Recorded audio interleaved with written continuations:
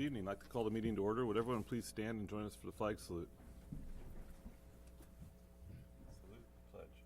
I pledge allegiance to the flag of the United States of America and to the republic for which it stands, one nation under God, indivisible, with liberty and justice for all. Welcome, everyone. Thanks for joining us. I'd like to welcome members of Troop 50 here to join us tonight. Thanks, guys, for coming. So we'll report out on our closed session, which was conference with legal counsel due to anticipated litigation, Government Code Section 54956.9 D2. Number of cases 1. Information was exchanged, no action was taken. And then we'll move on to item C3, approval of the minutes.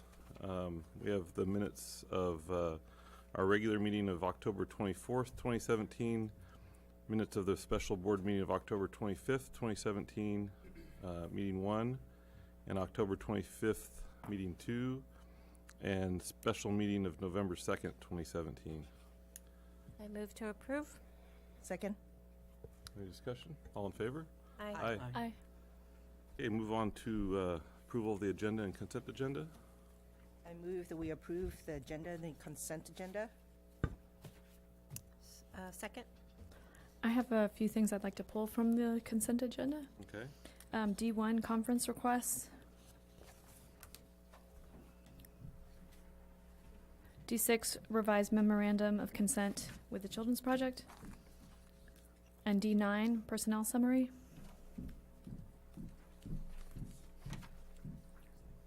Okay, so we'll put D1 can go in, let go in personnel, educational services. Okay, and D6 will go in business operations facilities. Jolene, is that okay there? Okay, and D9 will go in personnel.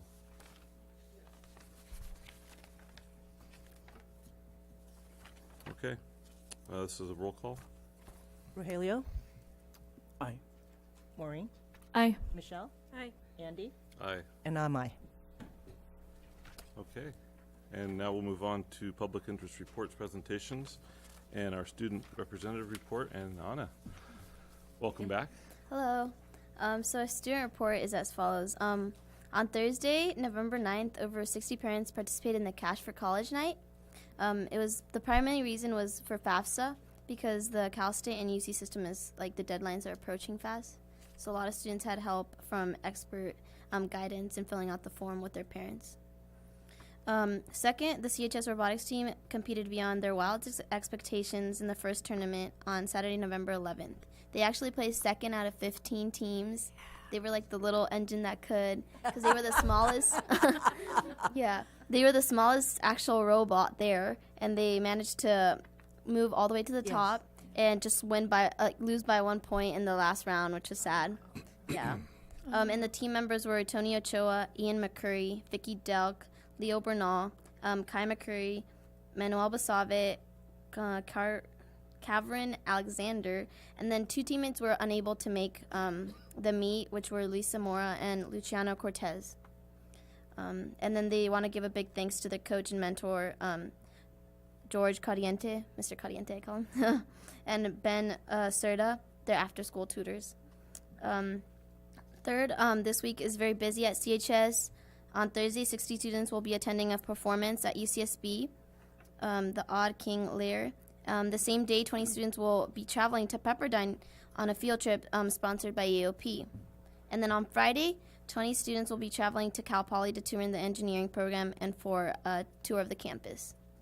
Lastly, I wanted to give you an announcement from CHS that we will be conducting the big Thanksgiving feast, which will be everyone participating in it, from ASB to food services, all clubs in general, and every student will be able to sit in a long table in the middle of the quad and have a big feast. And we invite the board members to come and attend. Yeah. Thank you. That's everything. When is that, on Tuesday? That will be held the last day before Thanksgiving, the 21st, I think. Yeah, Okay, so that'll be next Tuesday. Yeah, that's coming up. that Yes. comes pretty fast. Yeah. So are you going to be part of that Cal Poly tour? I don't know. I think it's for underclassmen, actually. okay. Yeah, for that one. All right. Okay, thank you. Thanks, Anna. Okay, and we'll move on to E2, Carpet Cabana grant presentations, and we have members of the CEF here.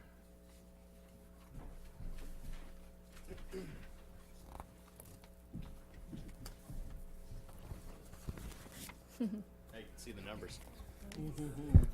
Hello. Well, thanks for having us. This is always a good, positive meeting to come to that we enjoy doing. Can you hear me? Yep. My name is Tyler Powell, and it's with great honor that CARP Education Foundation presents this check for $35,319 to the principals of each of the schools at CUSD. We're excited and pleased with the fantastic grants that each of the schools wrote. Can't wait to see the results of the different projects for further enrichment for the students. This was actually our 25th year for CARP Education Foundation, and Carpet Cabana is our big fundraiser, and we just want to thank all the community members, the faculty, the principals, the board, all the donors, all the participants that were there at the event. It was a great event. Lots of good auction items, lots of good camaraderie, lots of good mingling, and always a fun event. So I think we had over 200 guests, and it was just a great event, and really want to thank the CARP Education Foundation board as well. Lots of good help there. So I think it should be noted that over the past 7 years, we've given out about $300,000 just from this one event, which is one of our 2 events. So really good thing. We really appreciate the community and the grassroots kind of fundraising that we do here. And it's exciting. The grants are great. The principals will be sharing the details of that, and we'll hand out their money now. So thank you. Thanks, Tyler. Can we get a picture? Yeah, did you want to announce how much is going to each school, or? I'm not organized to Oh, do that right now. I okay. have all the checks, and not everyone's here, but I the can help total you out. amount was $35,319, and Okay, we can. so Diana could help you out. Yeah. Would you like Do you me to have it help in you front of out? you? Yeah, that'd be great. Okay, so for the high school, we're so grateful to receive $7,359, and that is for our interdisciplinary program that is 3D topography and arts. Great. And then for Rincon, it's $3,000 for the grandparent project. For the middle school is $5,000 for robotics All right. and $4,000 to support one-to-one technology. At Summerlin, $1,500 that will support classroom technology. At Canalino, $7,000 for next generation science. For the family school, $1,000 for a STEM project, which is coding for girls. And then at Aliso, $6,280 for their new STEAM lab. So thank you so much. Thank you. We appreciate that. Thank you for being more prepared than me as well, Diana. Well, that's my responsibility. You're very good at that. Well, thanks to you Yeah, guys. we'd love to take a picture if you'd like to come up. and then I'll hand these out. Yeah, why don't you come in and we'll give you those after. Great. Where's your phone? Oh, you're There's Barnaby and Ron, I bet you one of the scouts will take a picture for us. the big scout there.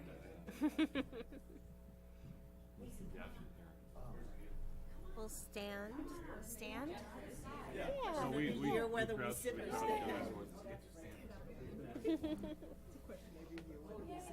I need- Diana, why don't you come join us? Yeah, Diana. Yeah. Barnaby. Just made it. They're getting- come here. Rohela, come over here. Scooch.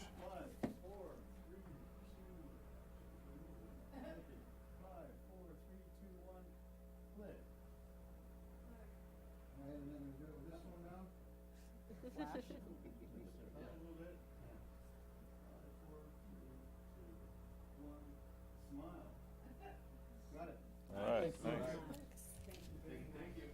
Thank you guys. Thanks, everybody. Thank you Yeah, so thanks, much. Yeah, it was good. It was good seeing everyone there. Thank you. Yes. Great. Great job. Thanks. Yeah, you too. Can you take this big checks and get cash in the back?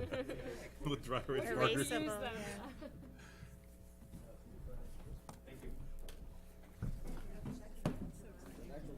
We're thrilled.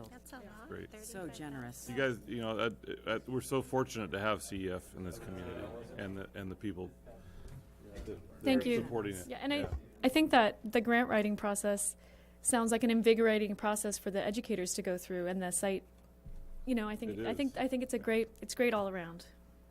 Yeah. Well, thanks again, guys. Okay, so move on to item E3, the assessment results of the 2017 California Assessment of Student Performance and Progress, and a presentation of our 2017-18 single plan for student achievement for Aliso and Catalino. And have you guys drawn straws yet to see who goes first? Oh, so we're going to hear from Catalino first. Michelle said we're in reverse alphabetical order today.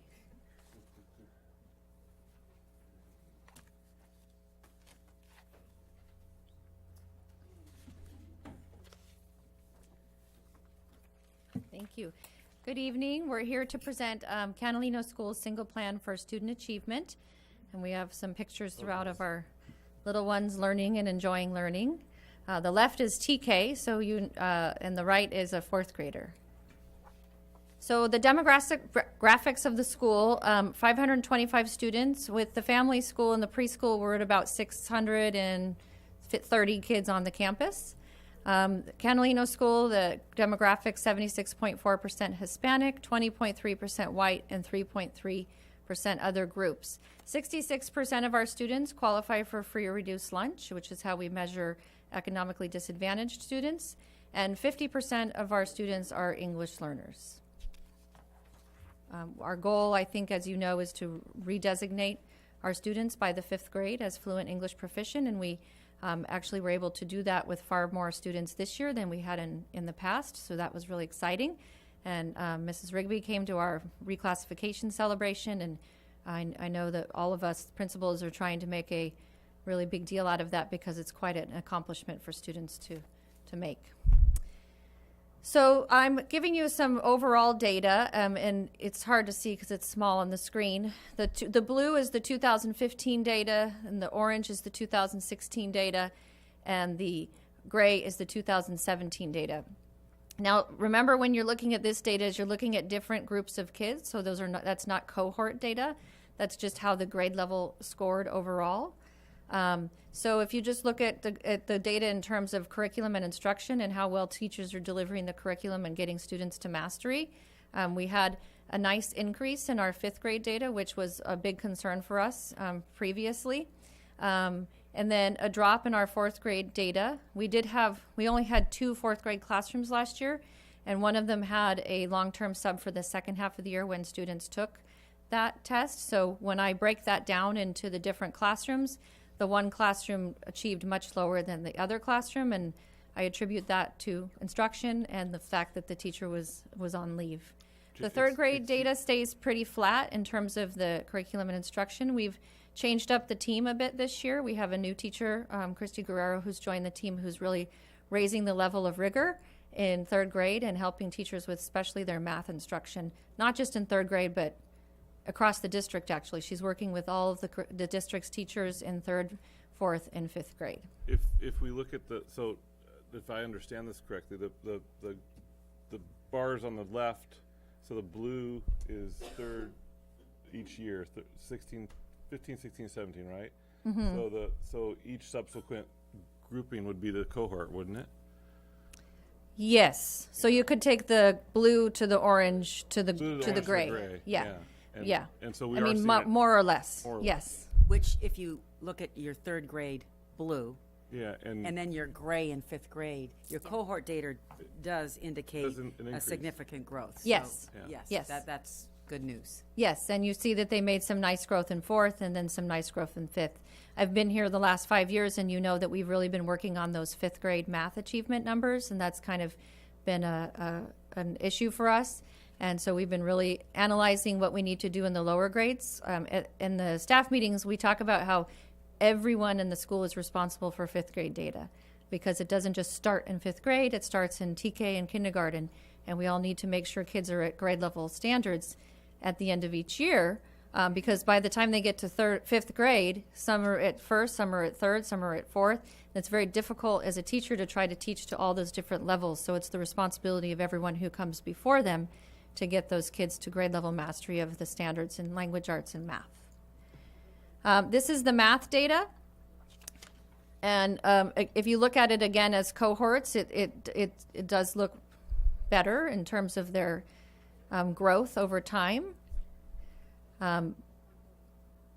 The data stayed pretty flat if you look from the orange on the left side to the gray, and then we won't know how those students perform until this year. I attribute this to a few things. We are really improving instruction across the school in terms of Common Core standards, especially in mathematics. We are also much more systematized in mathematics now that we have adopted Bridges, and this is our second year of implementation. So you have a common curriculum and common assessments. And our goal going forward in elementary overall is to adopt a English language arts curriculum, so we have common curriculum and common assessments in English language arts as well. We're also working on integrating science with that, so that science is taught integrated throughout the curriculum.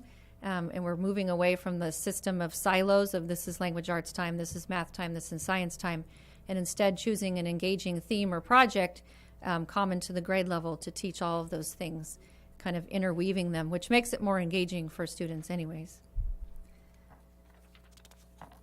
So this is just looking at ELs and EOs, and it's difficult to see. On the far left, you see third grade ELs, and you can see on this graph that the below is the yellow. So students, that's what my eyes immediately go to, how many students are scoring below. And you can see in the first two columns, the left is ELs and the right is EOs. So far more EL students are scoring below than EO students. And down at the bottom with the blue, far more EO students are scoring above than ELs. So this is just demonstrating the achievement gap that we've got with ELs and EOs. What does the EO I didn't catch what the EO stands for. English only students. And how will that change with the DLI students who are English? They'll still be assessed as English only? So your designation is determined when you fill out the Right. home language survey, when you register for school, which is typically in kindergarten, but it can be later depending on when a child enters school. And you're either considered an English learner or an English only. Rarely, but it happens, and it happened this year with a couple of students, right as soon as they take the CELT, the initial English language test. Some kindergartners will be redesignated as initial English proficient. So they come in fully bilingual. And then usually around fourth or fifth grade, or ideally around fourth or fifth grade, students can be redesignated as redesignated fluent English proficient, which in our acronym loving world we call RFEPs. This is ELA or is this math? This is overall. Oh, this is overall. Overall, yeah. So fourth grade, you can see a rather enormous gap in English learners and English only students. This is just last year's data, by the way. This is just for last year. And in fifth grade, what really concerned me is we have 0 English learners performing above grade level. Part of that is because of our stronger English learners were redesignated in fourth grade, so they're no longer considered English learners. So the main idea from this, or the big takeaway from this slide, is that we really have a lot of work to do with our English learners to help them achieve grade level standards. I hope that's not mine. Oh, sorry. I think I turned mine off. So on the left hand, this is language arts, and on the left hand side, you'll see it's basically the same graph, but shown to you in a different way. So the blue is the above in third grade ELs, and then the orange is those that met standards, the gray, those that were near standards, and the yellow below. So what really jumps out to me on that graph is the fourth grade English learner numbers.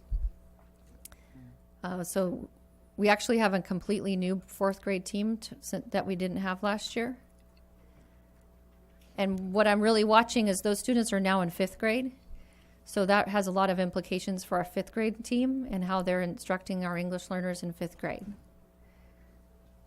So we call this data lag data because it's something that already happened, but it can be informative for the teachers to what they need to be focusing on for the next year.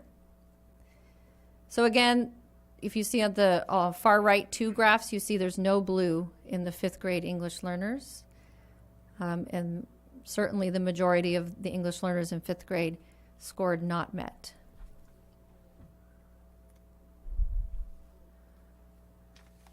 So this is the reclassification rates that I was speaking about earlier, and you can see that we had a nice jump in reclassification rates from 2016 to 2017, which was great, and that's the goal. Is there a state average on that, or do you have any sense of how we're doing outside our district on that? I do have, Dr. Pagan has given us that chart. Yeah. We're fairly typical for districts of our size and population makeup, but we're not happy with those numbers. We're not satisfied with those numbers, and we feel like we can be doing, those students, we can help them do better than they are doing now. Just keep in mind, for reclassification, it gets more and more difficult in your middle school and high school, so you really want most of your students reclassified by fifth grade, if not by eighth grade, because it's virtually impossible in high school. Right. So that's really the compelling need, is to focus on the EL. Yeah, but achievement. then I think that it's been like 2 or 3 years since something is happening as soon as a student gets to fifth grade. The scores get lower, correct? Well, because Fifth grade. right, I mean, because every those year, have been every year. reclassified, though. You have to remember the group. I mean, for those who are being reclassified, they're not considered as EL anymore. So the 10% that were in third and fourth grade were ELs, but now they're in fifth grade. So the stronger students are not being classified as ELs. Right. So probably the dual language immersion probably will help year by year, right? Oh yes, yes. Mm-hmm. Until it gets until those scores get to be normal. Yes.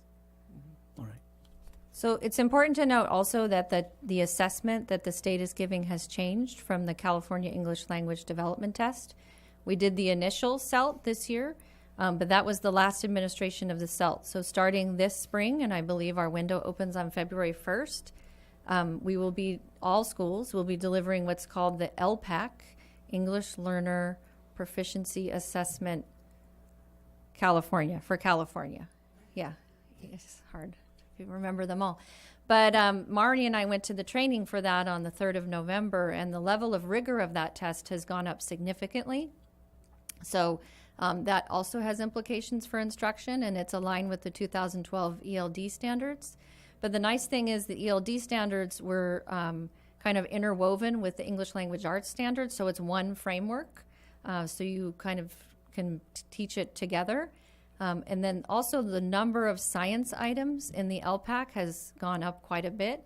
So we're really encouraging, and if not directing, our teachers to do their English language development designated time during science.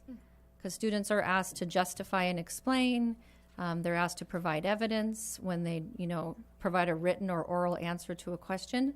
So that scientific academic language is really important for us to be teaching the students. The left is our special day class program, which is one of my favorite places in the campus to hang out in rooms 2 and 3. And then on the right is Computers for Families event. So I know all of our schools host Computers for Families event, which is an organization through the county office. So I put, again, the data there about our reclassification rate and how it has gone up. But our goal is to increase our reclassification rate from last year of 7.5% to 10% for this year. So our goal is they'll take the LPAC in the spring, and we're hoping to be able to reclassify 10% of our students that are English learners. And it doesn't have to be 4th and 5th grade, but it's generally 4th and 5th grade. So it takes about 5 to 7 years to acquire a second language to proficiency. So if they enter in kindergarten, which almost all of our English learners in this district enter in kindergarten, we have a few, it's the exception, not the rule, that we have a few come in different grades. So really, theoretically, we should be able to reclassify our students by 4th and 5th grade, the great majority of them, at least 90% of them. But we'll get there. 60% of students will meet or exceed proficiency on the English language arts test. So that's our district goal, that you adopted the goals. And then our school goal related to that is to increase our number of students reclassified as English proficient. So how are we going to do that? This year we've really put a focus on our English language development, professional development, through our we've actually invited and included our instructional assistants in all of this professional development. So when the teachers, for example, you're looking at a first grade group, looking at the common curriculum for first grade English language arts, you'll see that there's actually one sitting next to me taking the picture, so 5 kids in a group.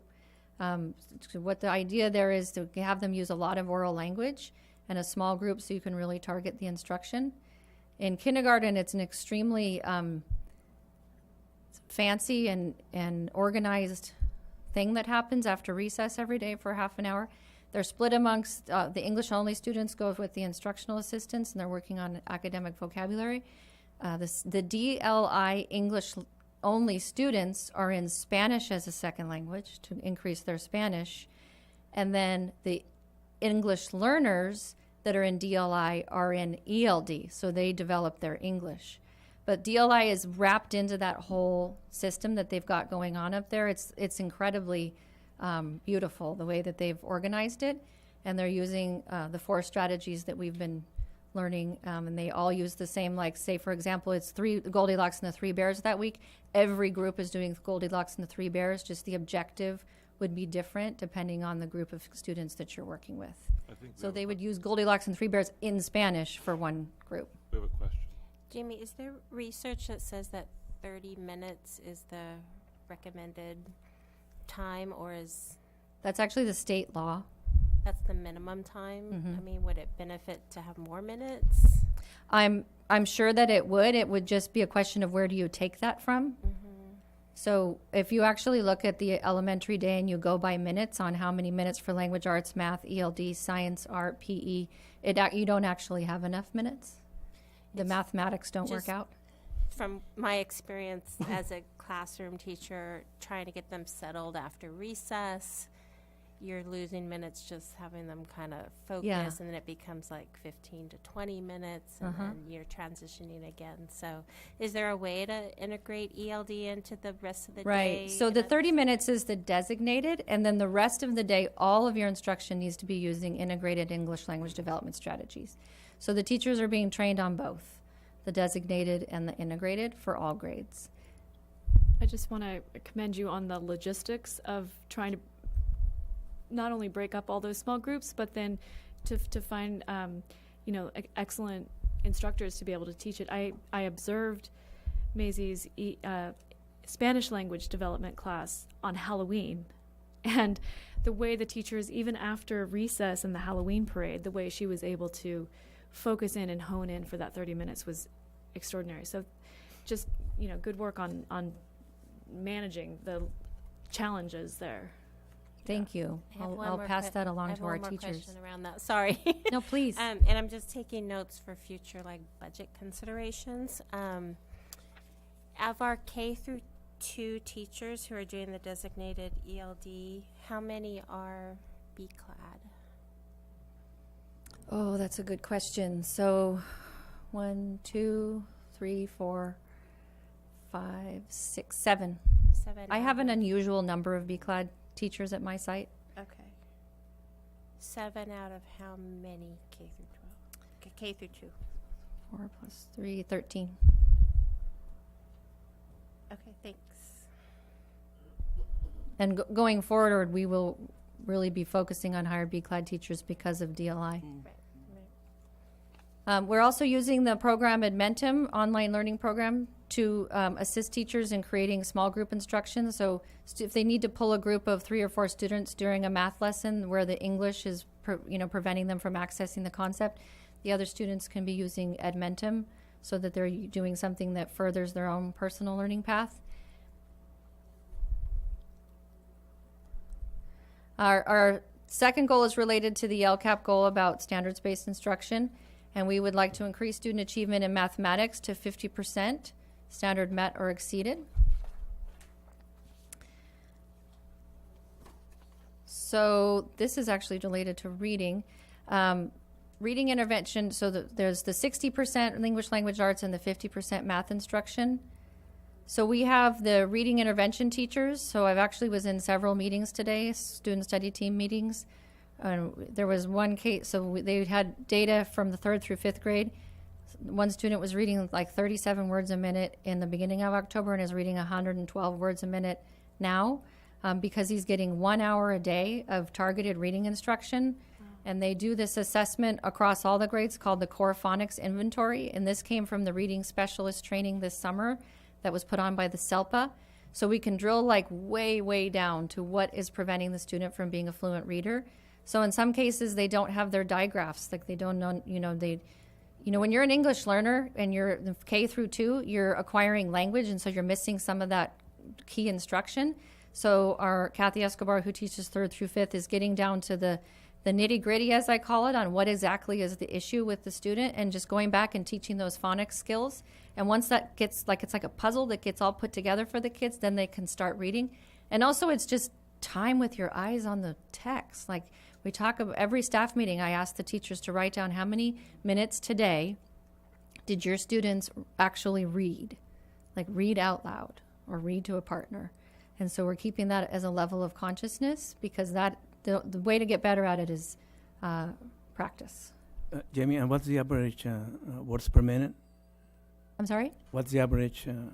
So it changes by grade level what the expectation is. So a 5th grade expectation is 120 words per minute, but that's at a 5th grade text. So the complexity and the vocabulary is at a 5th grade level. For example, in 2nd grade at the end of the year, 80 words per minute is what's expected to be at grade level.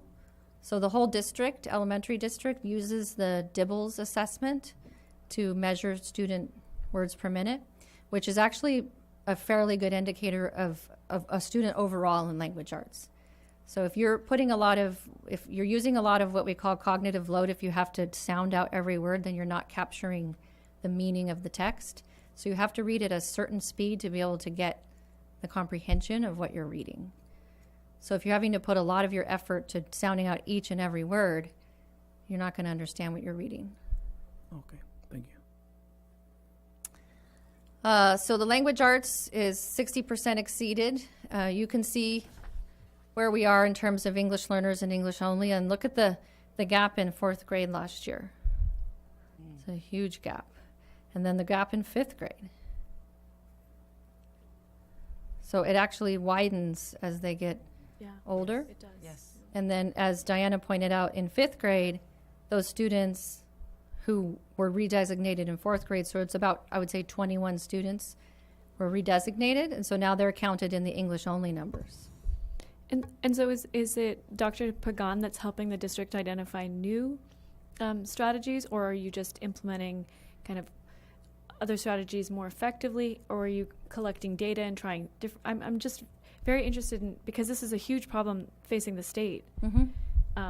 How are you guys approaching this? Or maybe that's a presentation for another time, but I'm really interested in what strategies are working and how you're identifying those. Yeah, I wouldn't say it's necessarily new. The new standards came out in 2012, which were more integrated with the ELA framework, the English Language Arts framework, and also the way that we view bilingualism as a state has changed dramatically in the last 10 years. So we used to really send a kind of a negative message about bilingualism and valuing the home language and the home culture, and the state, with the passage of 58, kind of really turn that on its head. And I went to a workshop where they put the language of 227, Prop 227, next to 58, and it's just night and day how we've approached that. So we are, I think, a little more culturally proficient than we were 10 years ago. I wouldn't say the strategies are terribly new. What the goal is, though, is for them to be consistent, coherent, and common. So you don't want one teacher to be doing them and the other teacher doing something else and the other teacher doing something else.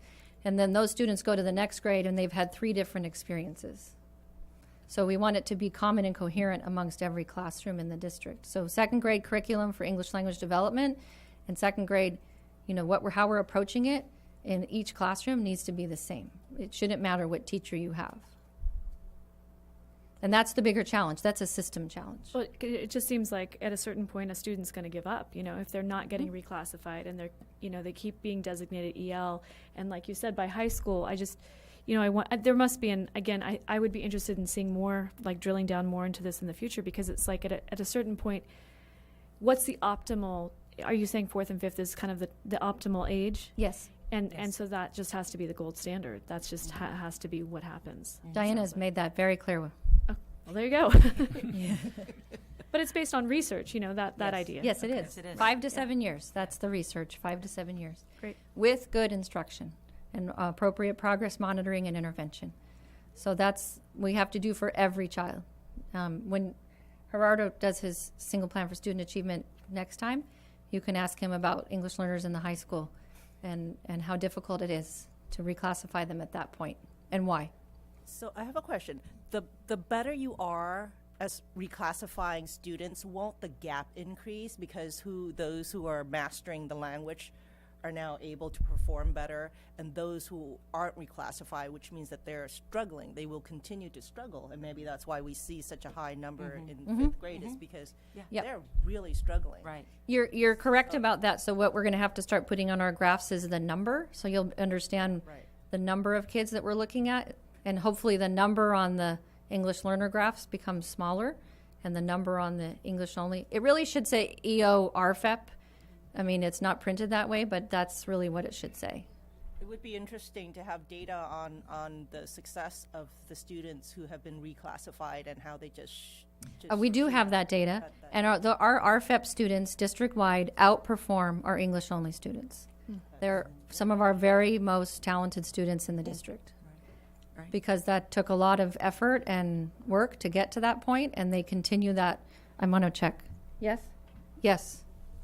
Because we've looked at that. I mean, when Bob Keating was here, he did a lot of studies on that, and our RFEP students are our most successful population. And I think just going the extra step, and not only, they're getting recognition for academic achievement, but now giving them also the gold store of possible bilingualism on top of that, I think it just sends a really strong signal. And you last year approved the seal of biliteracy. Yes, exactly. And that is another thing for them to work for, and a really important thing to have. So this is what we're doing for math actions. So Christy Guerrero is really a gem in our district because we essentially have a professional math trainer on our teaching staff.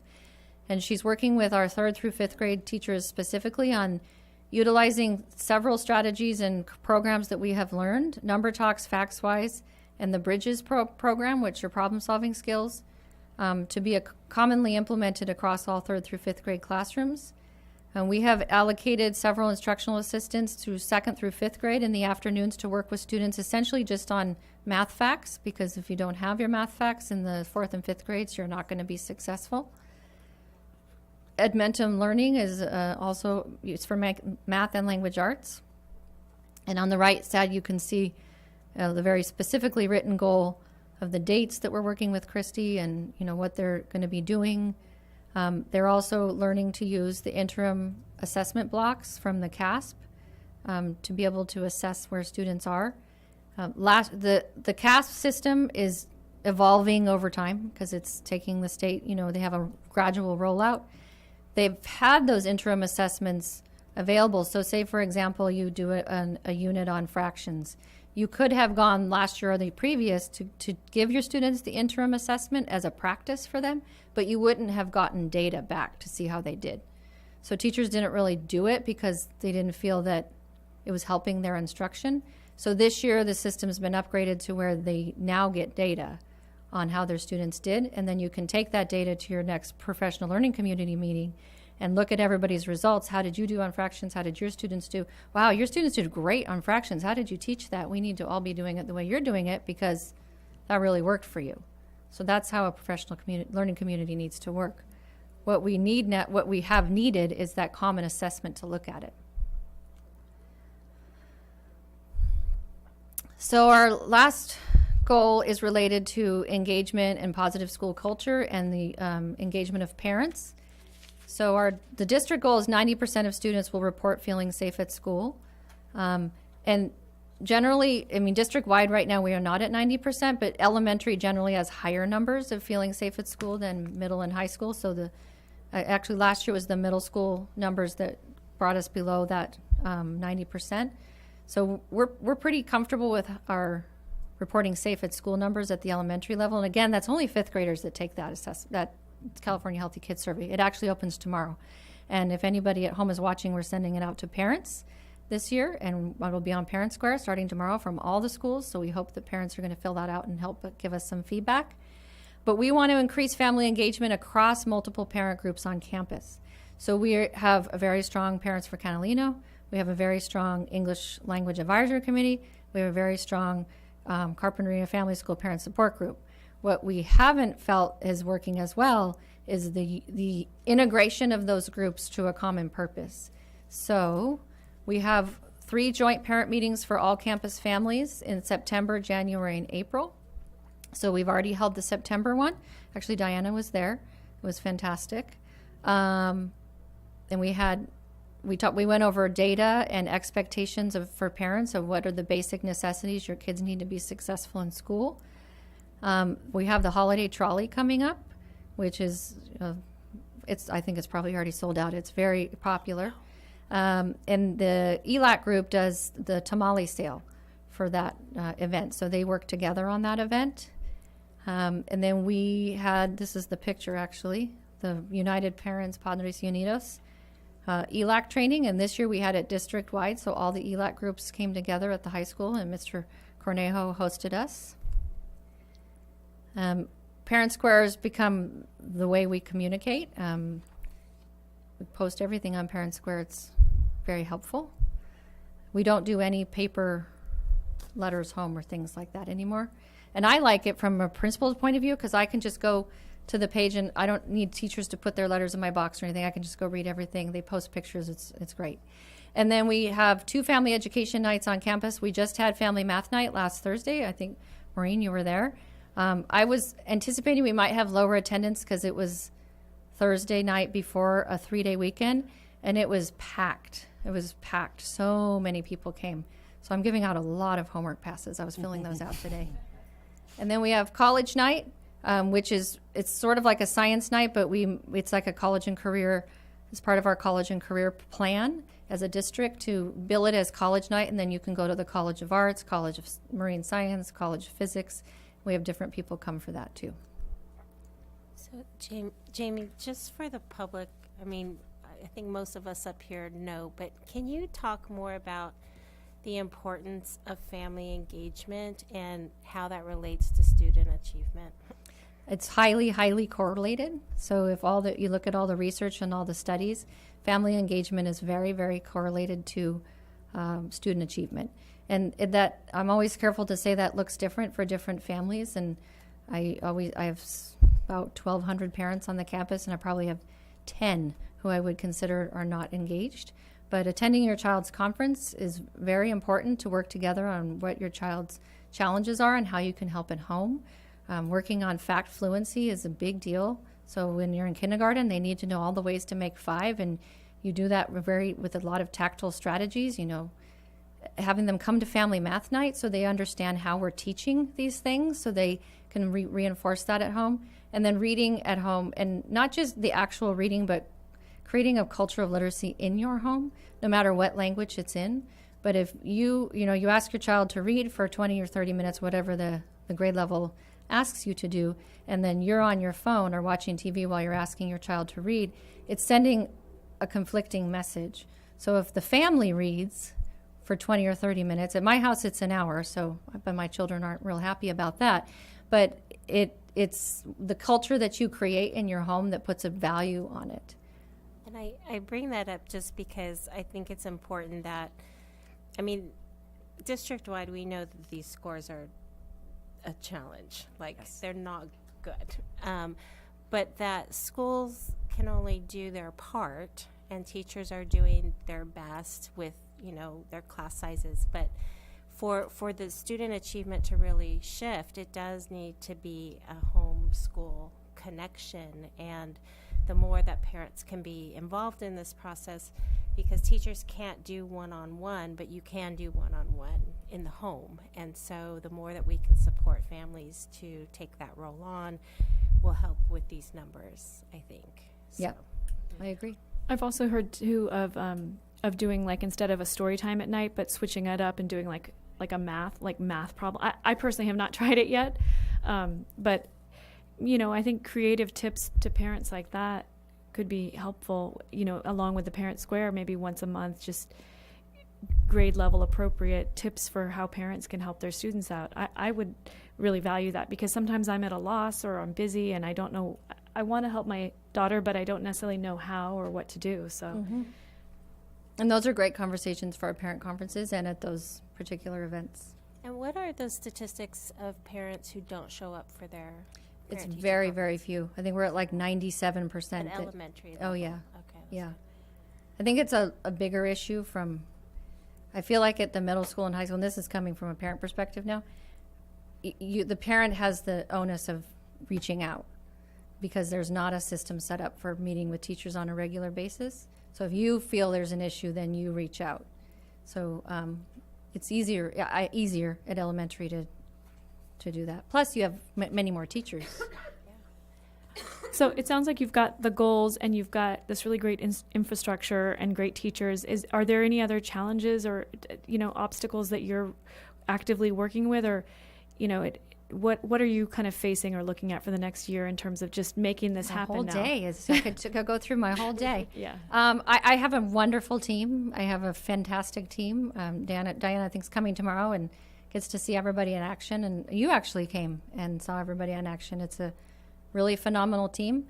I know we would like to see lower class sizes, especially in the kindergarten. Right now we have 25, 26 in the classes, and that's, in my opinion, too many.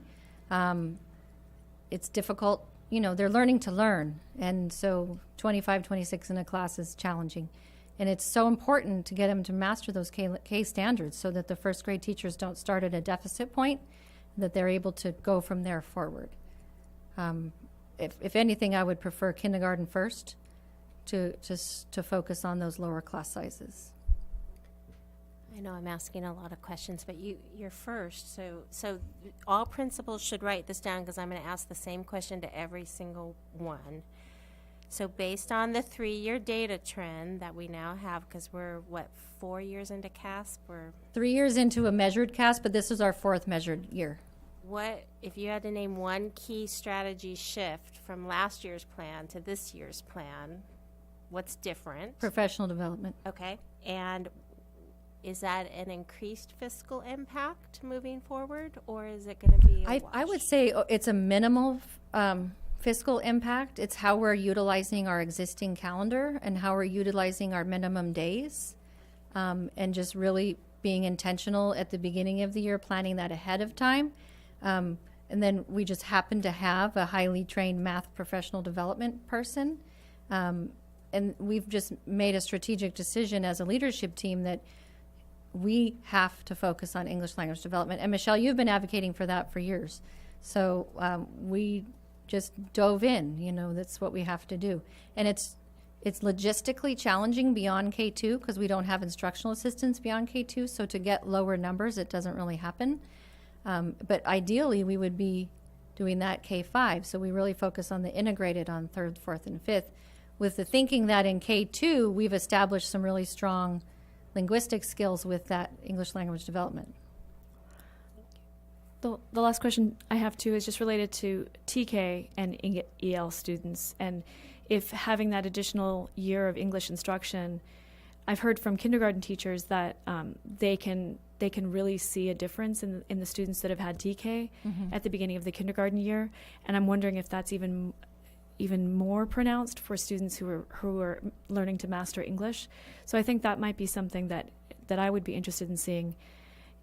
You know, is pulling out the students. Okay, here's the EL at TK. Does that mean they're getting redesignated in 3rd grade or 4th grade? You know what I mean? is that extra year giving them an advantage as a sort of cost benefit analysis of having that program? So, to be honest, the majority of our TK students are not English learners. So we have a disproportionate number of students in TK. At Canalino, because that was not the case last year. I can only speak to Catalino because I don't know the district numbers. Okay. I'm sure we can get those numbers for you. But I think that has to do a lot with access to and knowledge about the program. And then some of our, like Head Start, is if students are in Head Start, they're going to elect to stay in Head Start generally because it's a longer day. So they don't have to get childcare. Like when you go into TK, you're only getting coverage for your childcare essentially till 1:15. If you're in Head Start, you're there till 5. Well, except that, that we could go on, because at Aliso, and I don't know how it is at Canalino, but there was childcare tied into it through the Children's Project that was subsidized. But it's you have to pay for it. But it was extremely low cost and scholarship. Anyways, That's something we can probably talk about. I think that I think it's just follows common sense that if you're learning English, having an additional year of English when you're 4, that's on top of what you're trying to do, is just, it seems to me that it should help with the English language learning gap too. It may not. I think the same could be said for preschool.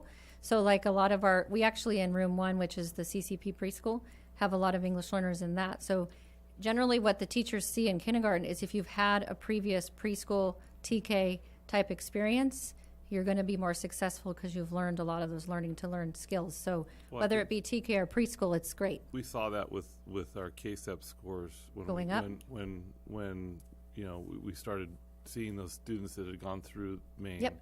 through the Children's Project at Maine. And I think that's the power of the Children's Project. Exactly. Yeah, it is. Okay, thanks, Jamie. Yes.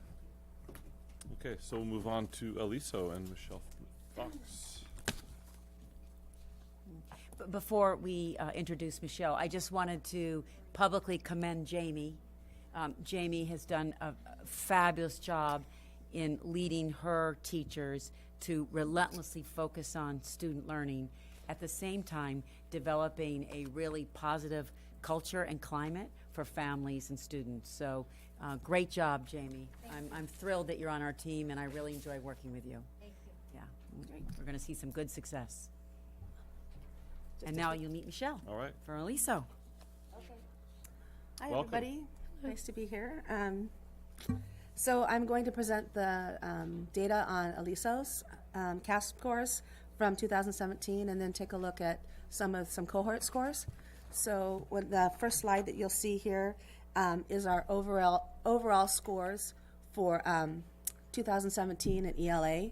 And so when you look at our scores, you can see that in 3rd grade, we have about 45% exceeding or meeting standards, and 55% we're still working on getting them to meet the standards. They're either nearly met or not met.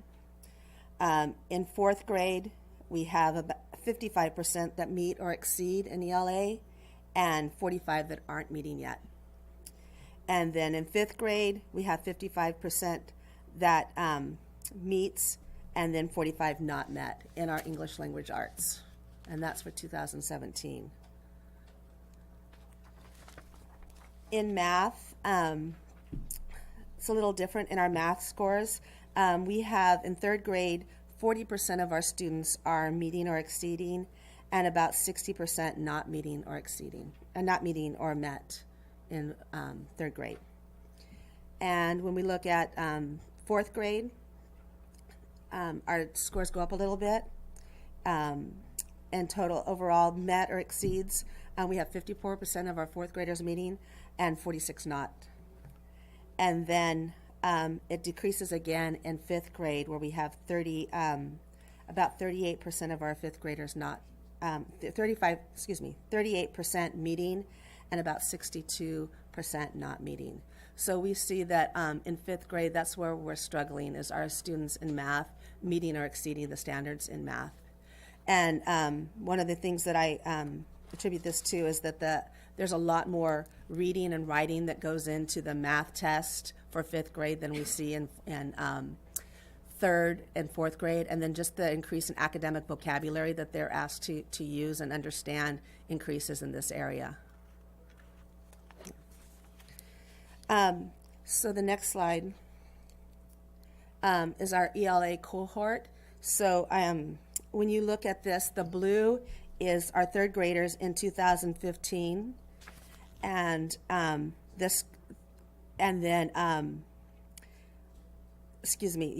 scores in blue are 2015 scores. The yellow are 2016, and then 2017 is our green. So what we want to see is in the exceeds and the met section, we should see our scores increasing. So incline from 1 year to the next, and we can see that in the exceed section, where the first year they were a little bit below 10%, and then they jumped up to almost 30% in 2016, and then in 2017 they decreased a little bit. So this would be third graders, then fourth, then fifth, and so again they decrease again in fifth grade. Third is blue, fourth is yellow, and fifth graders are green, correct? I have it here by year, but that's how it would work. So when they were so the 2000. So in 2015, we had 9% of our students exceed. But does the blue bar there third graders? Yes, you're Okay. right. Yes. Okay, third graders are blue, fourth graders are gold. I think it's by year. No, it's from 1 year. It's different. It's the same students moving across the years. It's not grades. So in But a cohort 2015, is- But it would be the same. It would be going grades. So the same student in a different grade. So I see a what you're third grader so basically you're looking at just because I know everybody's confused because this is a completely different format than the last one. So blue would be a third grade, gold would be a fourth grade, and green would be a fifth grade. yeah, Yeah. yes, It's exactly. the same kid. Yeah, same kid. Yes, Yeah. yes. That's the way So you've done the Met category is what you want to see, right? That stair step. Exceeds. Yes. But what I mean exactly. is how it looks in the Met. We want to see that in the Stair Met step. and exceeds, and then You want to see a lower. decline in the exactly And you want the- to see yes. the opposite in the So- nearly Met and not Met. We see that in the not met. We're still struggling with the exceeds and the nearly met. That's kind of a little off still, but we're working on that. Any questions on that? Thanks for clarifying. Okay. And that was our English language arts. And then you can see that same pattern, that same graph in math. So again, we're going up, but in fifth grade we decline a little bit. The not Met last year seems really dramatic. Do you have any insight into what happened, or? I know.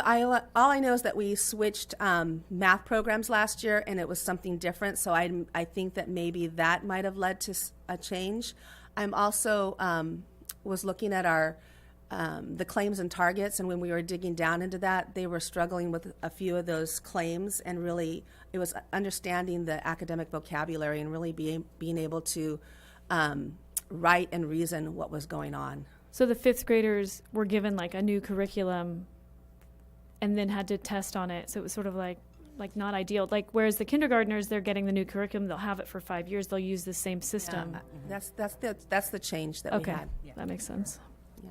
It's actually fifth grade is the toughest grade of them all, correct? I mean, I don't know if I know that they're struggling right now in math in that area. Yeah, that test is hard in fifth grade, and so really working with our fifth grade teachers to analyze that the questions and how they respond to that, and looking at our mathematical practices and the skills that we're giving to be able to attack those word problems.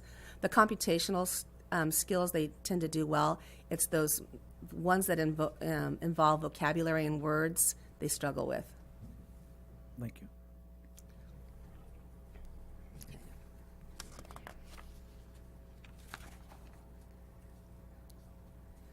And so this is a slide showing our English learners compared to English only.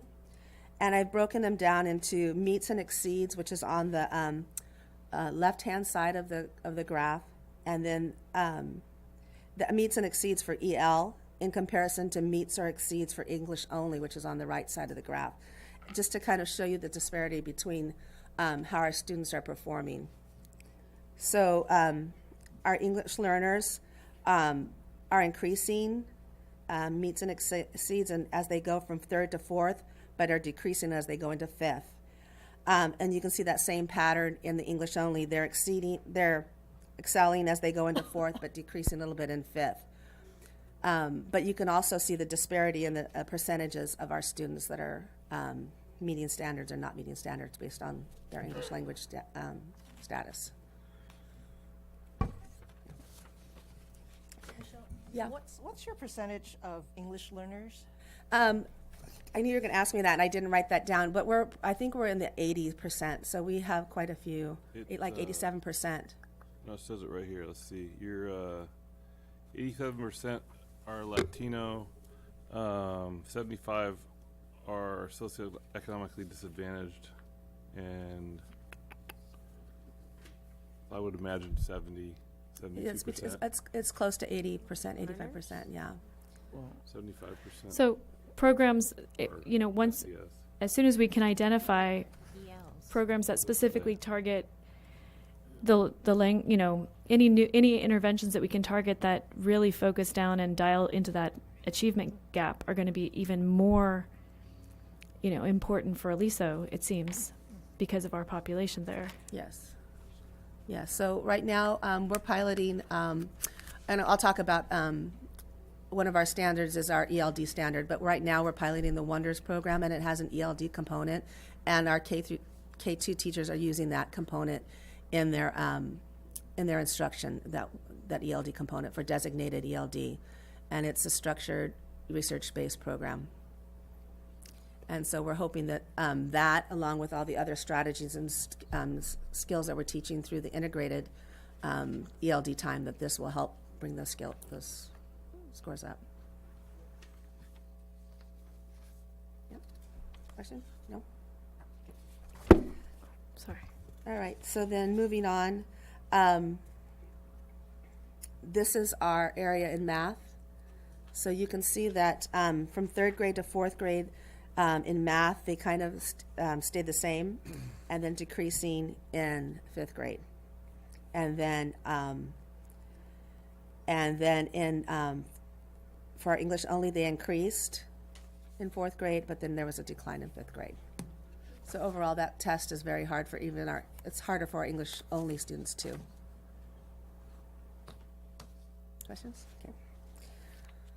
All right, so these are our district goals.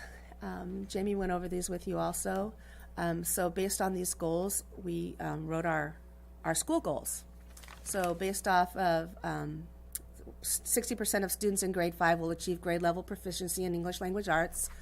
And then by June 2018, more than 50% of the students in grades 5 will achieve grade level proficiency in math.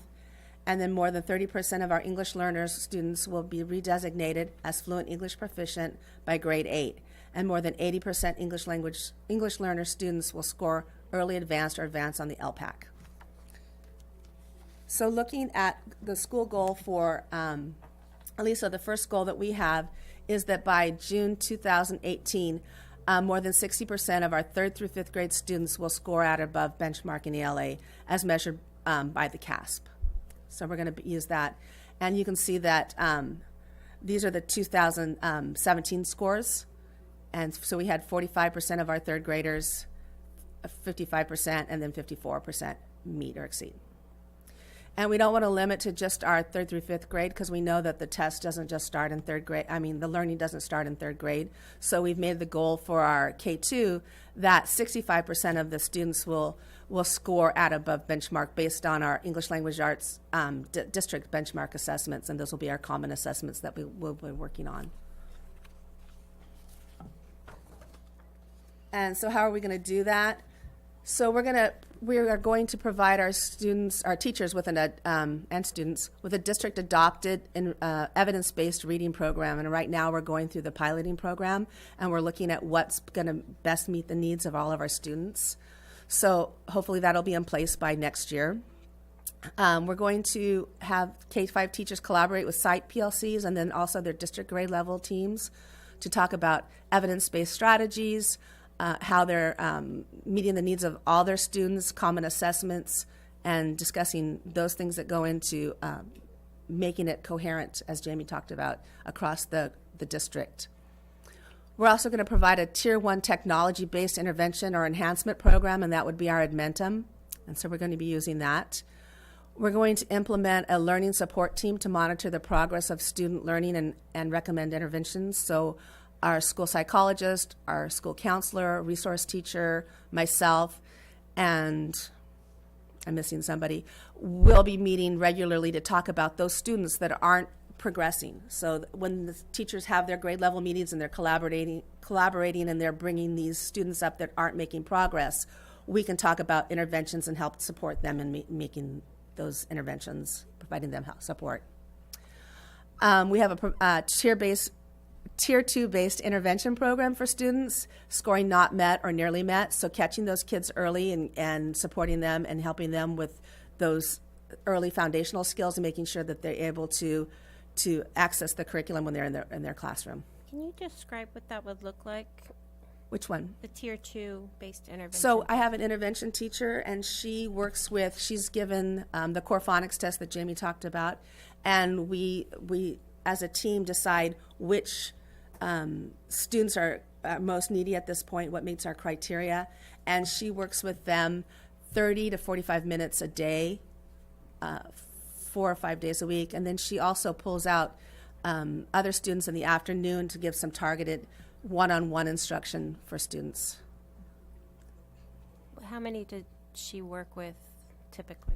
We're keeping the group small right now, and we're doing it in data cycles, so we're giving that intense instruction. So she works with about 8 to 10 students from each grade level, and we're seeing that targeted instruction is working so that they can go back to their classrooms really quickly and start accessing the curriculum with their teachers.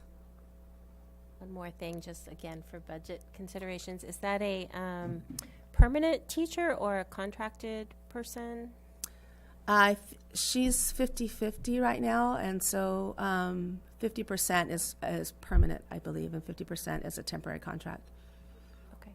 And Michelle, generally speaking, what's the average school size of the LISO?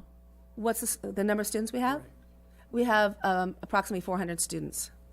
But per class? Oh, per class. It varies. Right now, our first grade is a little low. We're at about 22, and then it goes up in second, third. We're at 25 or 26 at each of those grade levels, and then 26 or 27 in the fourth and fifth grade. And are you short, let's say, on instructional assistants? As Jamie said, we have instructional assistants that support K2, but we don't have them for 3-5. And then, sorry, Roger. So you're short, basically. Correct? Well, yes, we don't have them to support in the third through fifth.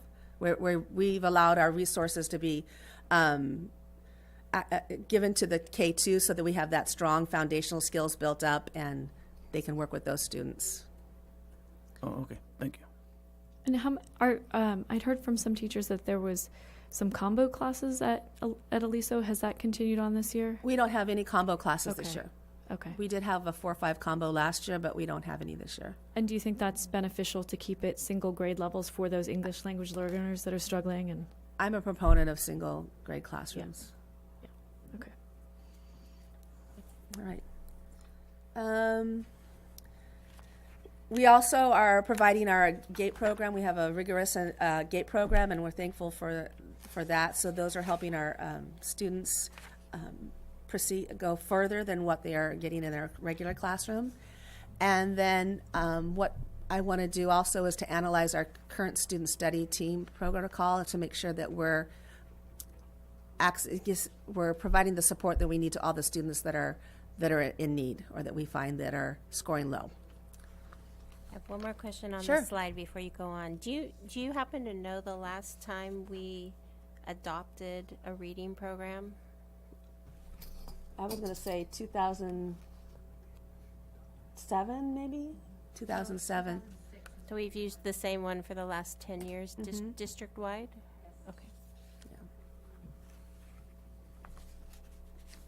And yeah, just across the district, we would use the same math and English or language arts curriculum. Yes, it's Through the elementary adopted. grades, yes. Yes, it's an adopted curriculum. That makes That's that sense. coherent curriculum that Jamie was talking about.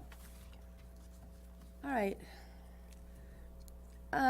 Goal 2 is on math. So by June of 2018, our goal is that 55% of our 3rd through 5th grade students will score at or above benchmark in math as measured by the CASP. And again, on the right-hand side, you'll see the scores of how we're meeting at that right now. As you can see, we're really pushing to get our 5th grade up there to make sure that they're part of that 55%, because that's the goal, is that 50% of them meet that goal by 5th grade. And the way that we're going to start doing that is we're going to start paying it forward by really working on those goals with our K2 students so that they are proficient in those foundational skills or their grade level skills, so that when they get through 3rd through 5th grade, they'll be able to meet those standards. All right.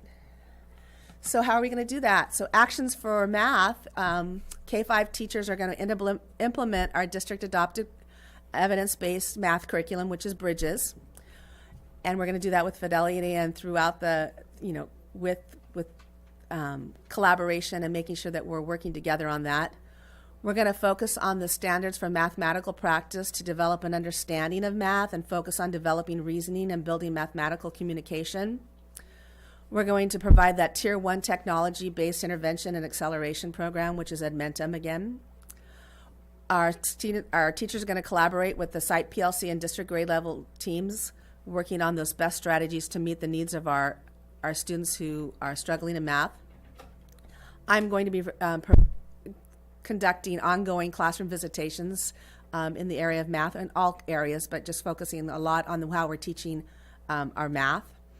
And we are looking at providing after-school tutoring in grades 3 through 5 for students in the area of math. And working with a team to develop a plan to address the discrepancy between the EL English learners and the EL and their progress. So really looking at how we're doing that. And my first meeting is going to be with 5th grade next week, looking at the claims and targets within the CASP to see where our 5th graders were low, and then looking at how we can use our ELD time to address some of those academic words and vocabulary that they're struggling with on the CASP, and see how we can help them understand what's being asked of them, so that maybe that can boost them up a little bit. So this isn't a question, but more of a comment. Yeah. As you dive deeper into the data and look at those individual students, the after-school tutoring for 3 to 5, looking to see who's enrolled in our own district after-school program, who's at Girls Inc., who's at Boys and Girls Club, and then trying to work with them to provide those skill-based that would, instead of creating yet another after-school program. Right. That's a great idea. And we are working with Girls Inc. right now, and they are providing mostly reading and not a math area. But that would be great to work with them to see how we can provide some more math tutoring for them. Because especially Girls Inc. has the Eureka program, so Okay. they're very STEAM-focused over there. Okay. So that would be... Okay. And then our own district after-school program, I mean, definitely trying to align their efforts with their Right. regular day. Okay. Yeah. Okay, perfect. Thank you. My question too related, with those math tests, everything is online now, correct?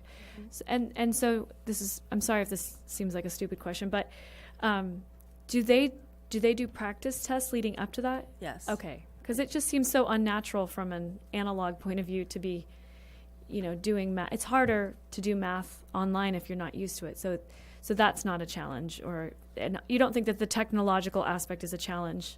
I think the test online is a challenge for them, but our teachers do work with our students regularly on how to use the tools that are presented in the CASP, how to use the screen, and how to move back and forth between screens, how to use scratch paper to support. Okay, Use right. scratch paper to. You have you yeah. can do your Yeah. arithmetic on the side. You got And a bunch of students right here you could ask. Yeah. There we go.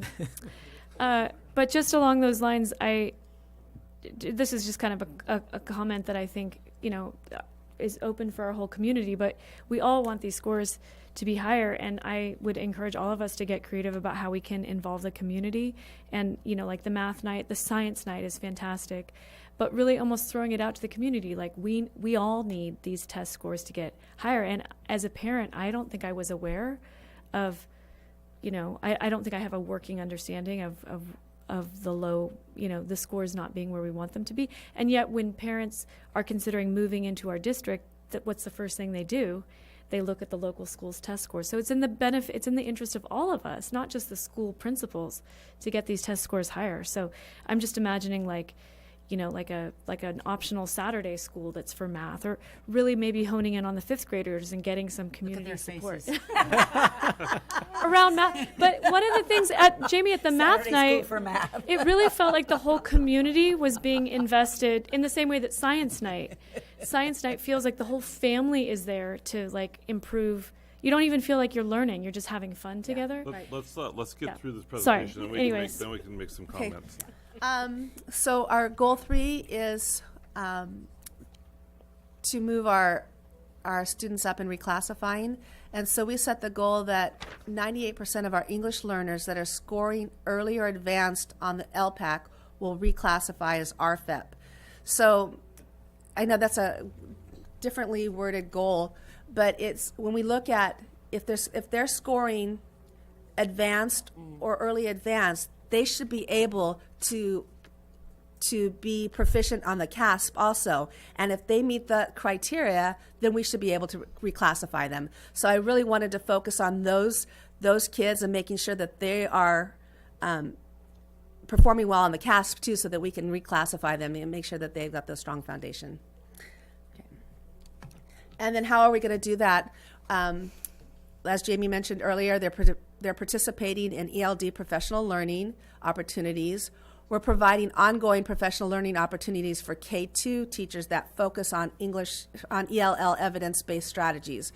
So looking at those, looking at the difference between our designated and our integrated, and so are we using our GLAD strategies? Are we using SEDAI strategies? What are we doing when we're teaching during our regular instructional time, and making sure that all students can access that curriculum during that instructional time. All classroom teachers provide a designated EL time using evidence-based strategies, and we're doing that. All classrooms K-5 have a designated 30 minutes of ELD. All teachers use evidence-based strategies to meet the needs of our ELL during integrated, and I just spoke about that. Our PLC groups are going to monitor the progress of our English learners to make sure that they are continuing to make progress, and that'll be a common part of their conversation. Parent conferences will include discussion on academic progress on their CELT or the LPAC, letting parents know how they're progressing in English language development. And then really reaching out to our ELAC parents and meeting no less than 4 times per year and letting them know the importance of the English language and reclassification. And our goal 4, the ALISO leadership team and school site council representatives will investigate and develop a science, technology, engineering, art, and mathematical STEAM focus for our school. And so that's one thing that we're really excited about, is bringing that to our school and looking at how that's going to enhance our students' academic success. So for action goals for this, dedicated learning space for our school-wide hands-on learning, STEAM. So as you know, we took out the computers in our computer lab and made that our STEAM lab. So we have one-to-one computers in the classroom, and now we have a spot for the STEAM. We are going to engage in information and collaborative discussion with SBCEO and content specialists and external experts to see how they can support us in providing information and ideas to continue on with this. I want our teachers to visit schools who have adopted a STEAM or STEM focus and give us ideas so we can learn from them. Provide professional learning opportunities in STEAM. Seek input from stakeholders in the community and from our school. Really inform our parents and community about STEAM and work with them on ways to support the program at school and at home. And have students participate in our weekly STEM lessons. So, and that was goal 4. And then there's a few of our little kiddos there. Any questions? I know Jamie went first and you had a million questions for her, so she probably answered everything, but if there's anything that I can address. I'm going to ask my question. Oh, okay, what was Yeah, it? so based on the 3-year data trend, what is different in this site plan that's from other plans? So I think part of it's going to be our adoption of an ELA, ELD program. I think that that's going to be crucial in supporting us as we look towards our English language arts data.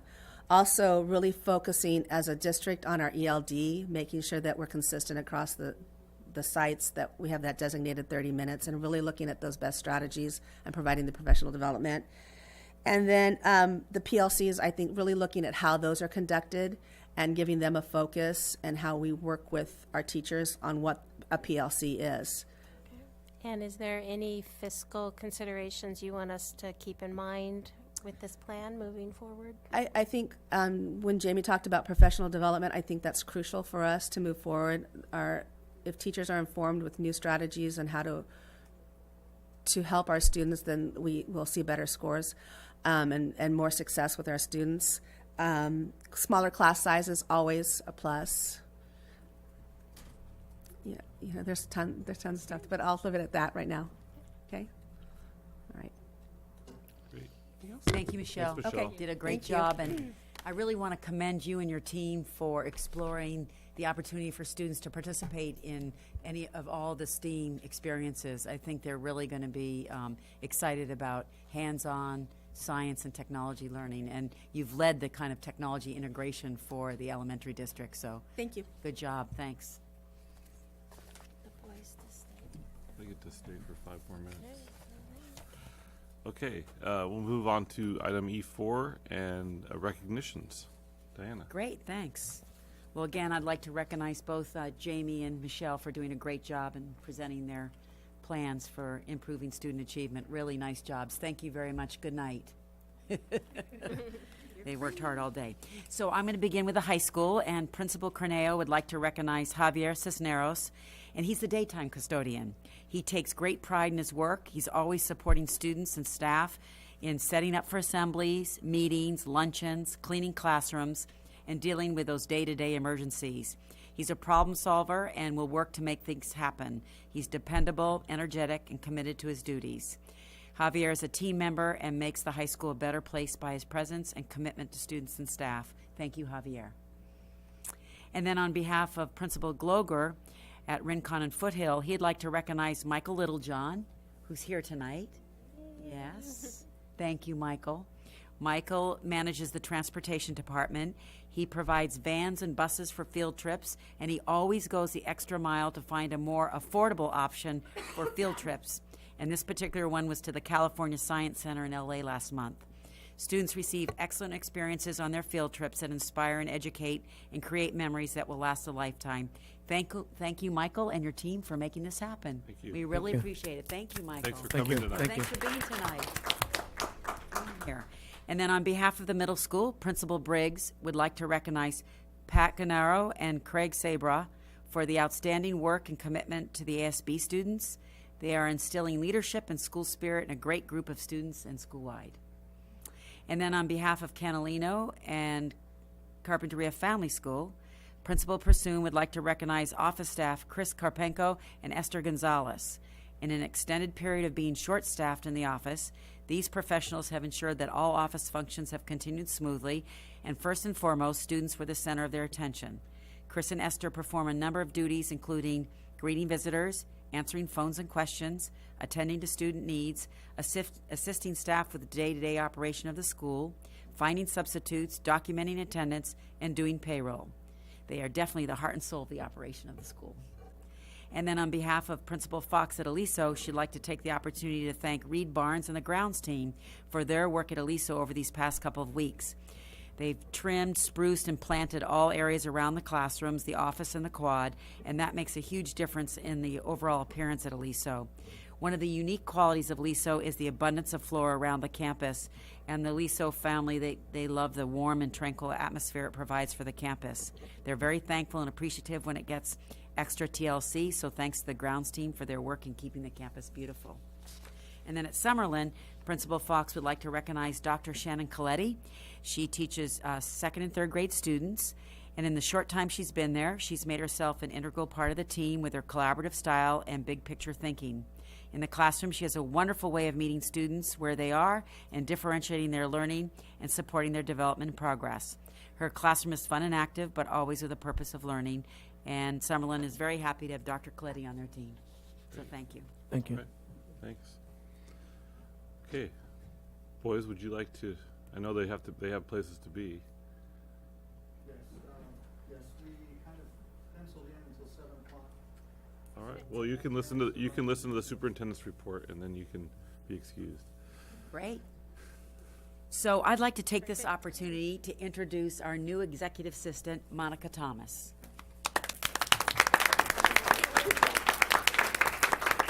Thank you. We are thrilled that Monica is joining our team in the district office. We're sad that we took her from the high school, but we really need her. And Monica had earned her bachelor's degree at the University of Guadalajara, and prior to joining us at the district office, prior to joining us in the Carpinteria Unified School District, she worked in hospitality and tourism in Mexico. She has been in our system for the last 8 years. First served as administrative secretary at the middle school and then at the high school, and now she's in the district office. So thank you so much, Monica. We're thrilled Thank to you. have you. Thank you. And she's joined by her husband and son tonight too. Oh, where are they? Right there. Oh, There's Ian.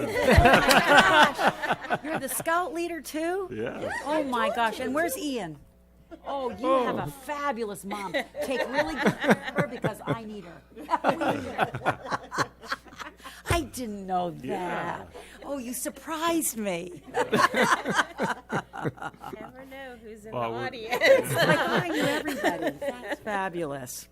So I'd also like to thank our HR director, Deanna Zapata, because she organized and facilitated a really successful search, as you can see, because we now have Monica. I'd also like to recognize the District K-12 Science Committee for their leadership in supporting the implementation of the new science standards. And that's Gerardo and Jamie, Mandy DeWitt, who teaches at the high school, Cara Lee and Kim Castagna, who teach at the middle school, Nicole Hughes, who teaches at Summerlin, and Jan Silk, who's at the family school. We appreciate their leadership. And then this week is School Psychology Awareness Week, School Psychologist Awareness Week. So I'd like you to join me in celebrating our school psychologists, Jenny Aldridge, Amy Gillespie, Kaylee Honeycutt, and Jacqueline Canold, for the difference they make in the lives of our students and families and on our school teams. And then I want to remind everybody that Jolene's retirement party is December 13th, 5 o'clock at the Rincon Beach Club. So we hope you will join us. And then if you miss that evening, we will have a district reception on December 14th at 4 o'clock in the district conference room. So please join us. Now to some more mundane information, but it's important. The CUSD bond rating. So Standard & Poor Global Ratings lowered our long-term rating, which was AA to AA minus on our general obligation bonds. According to S&P, the downgrade reflects our opinion of the district's weakened financial position, reflected by a decline in reserves to a level we consider strong from very strong, and by projected drawdowns through fiscal 2021 due to rising personnel and benefits expenditures and a revision of its informal reserve targets to 3% of operating expenditures from the 10% that is recommended in the board policy. I reviewed the districts in Santa Barbara County, and most of the districts don't even have a AA rating, and Santa Barbara also has a AA minus rating.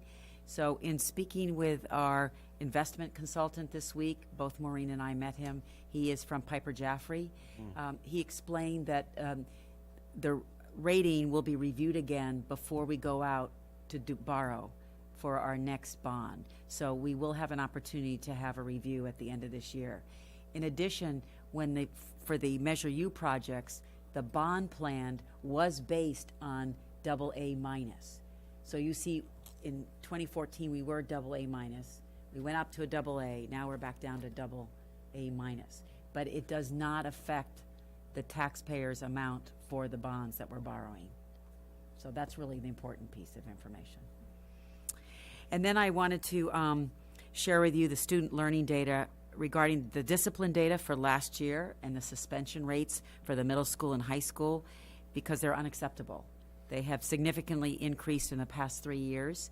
That is a significant impact on the school climate, and it's our expectation that the leadership will be working with their school sites to reverse those trends and to implement more process and activities and programs that reduce the behavior issues and improve the climate for all students. So you'll notice that this suspension rate, particularly for the middle school, is way too high. And then what we do want to celebrate is not only did we have reclassification at Canalino, but last week more than 40 ELL students were celebrated at Aliso in their reclassification ceremony. So that's very exciting. And then in terms of professional learning, I did mention the District Science Committee. We worked 2 days with science consultants from the Lawrence Hall of Science in Berkeley, and we discussed a district-wide plan, K-12, for implementing the next generation science standards. Very exciting. We talked about curriculum, science programs, materials, instructional strategies, and professional learning. In addition, the CMS staff, they invited the local psychologist and author, Dr. Roland Rotz, to meet with them to discuss the best strategies for working with students with ADHD in their classrooms. And then as Jamie mentioned, she and Mari participated in the LPAC training provided by the county office. So we know what that assessment is going to look like and what expectations we need to share with teachers in terms of what students will be able to, will need to know and be able to do. And then we're very proud to share that Amy Bryant, who is a CHS teacher, she teaches the Get Focused, Stay Focused program. It's the freshman transitional program, and she was actually providing a 2-day training for colleagues in other districts. So we're really proud about that. It's a very proud moment. And then in terms of parent ed, Jamie mentioned the Canalino teachers facilitated the family math night that you attended, and that was really informative for parents to learn how their students solve math problems, because it's not the way we learn math. So it's really important that we share with parents how they need to, there are problem-solving techniques that students are using now. And then I just wanted to highlight that this week is Parent Conference Week at the elementary schools, and working with families to support student learning is not only critical for us to develop partnerships with families to help students be more successful in the classrooms, but it is one of the professional responsibilities of an effective teacher, is that homeschool communication. And then in terms of the Baylord property, which was brought up at the last meeting, I just wanted to make sure that everyone was aware that I have been working with our legal counsel, Craig Price, and city manager. We met with city manager Dave Derflinger and city planner Steve Gogia to research more information about the Baylord property in preparation for a presentation in January. So you'll have more informative opportunity to discuss that Baylord property. And then in terms of the cannabis odor at the high school, Gerardo, Andy, and I will be reaching out to the local farmers to arrange a meeting to discuss our concerns for students and staff safety. And then the last item is Measure U. So currently, the Gen 7 modular projects for Canalino, the middle school, and the high school, they're being reviewed at the Division of State Architects. And Canalino's completed, and we're waiting. The DSA is waiting for a letter from the California Geological Survey for final approval, and we're expecting that at the end of this month. And CMS and CHS projects will be approved in January. So we're hoping to be able to put all of these projects out to bid in February so we can begin the work in summer. So we're expecting the majority of that work, moving those Gen 7 modular classrooms this summer. Very exciting. I can't wait. I can't wait to see those classrooms. And then we're working on new fire alarm systems at Maine in the middle school, so that will happen this month, and we're working at night, so it doesn't interfere with school. Great. So that is information I wanted to share with you tonight. All right. That was chock full of good information. Wide range. It was. Yes. All right. Well, I'll take a little break and let the scouts get off to their other stuff, and I think 5 minutes? 5 minutes. We'll do a 5-minute break. Thanks again for joining us. Thank you for having me. Yeah. Thank you. Yeah, thank you. Thanks. We hope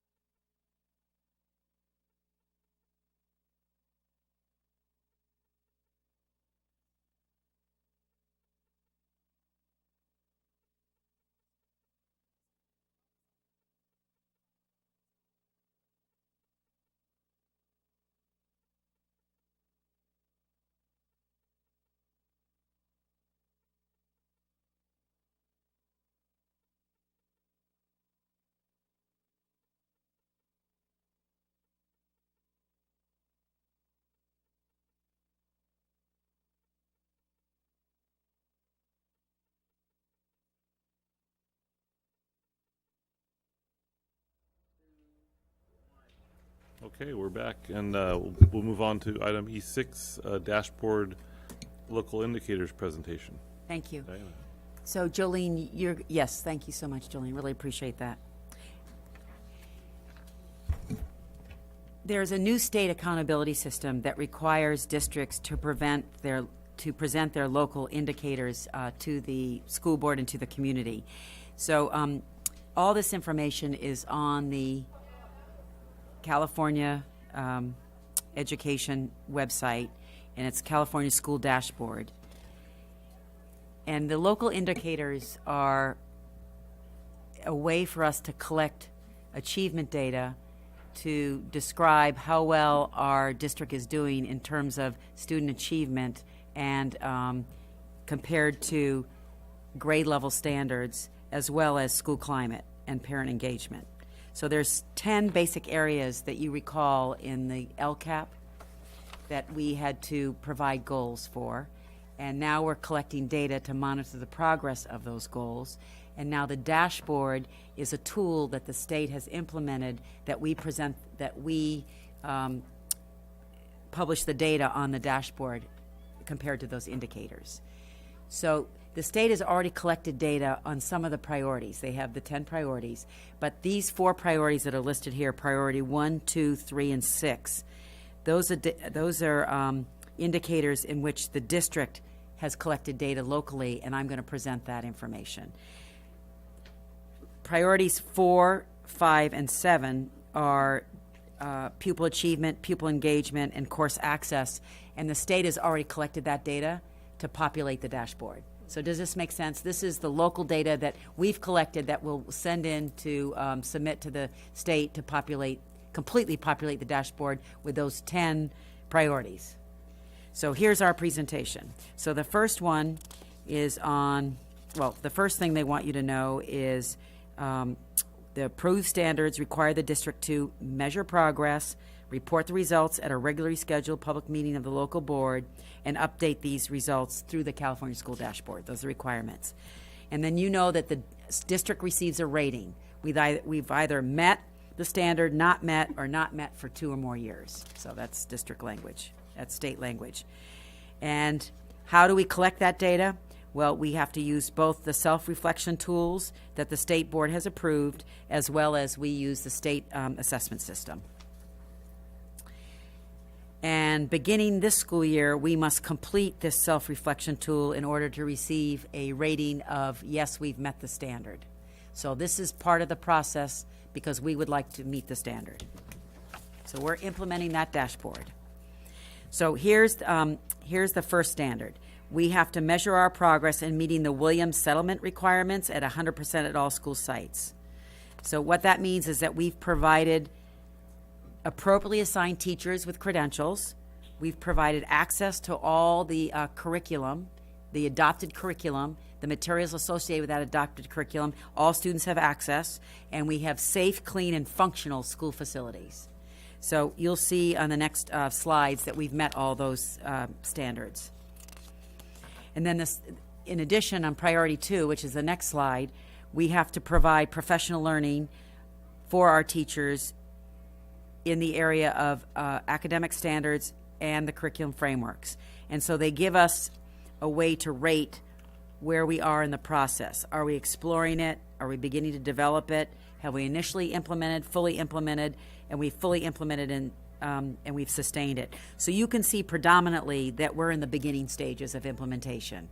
You know, in the area of next generation science and history social science, we're exploring, but in ELD, we are beginning development, and both in English language arts and math, we've initiated the implementation of the frameworks. So, just really quick, so Sure. does this indicate that that our school district has not had a history of professional development, or just it's?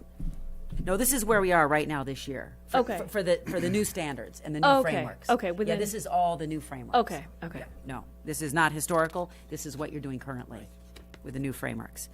And then, addition to priority 2 is making sure that the materials that we're using are aligned to our adopted curriculum and to the academic standards that are identified for each curricular area.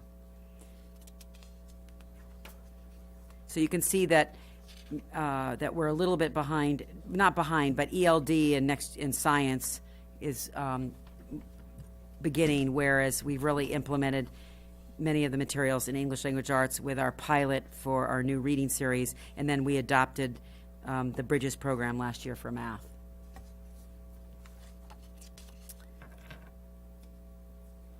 And then there's our progress in implementing policy or programs to support our staff.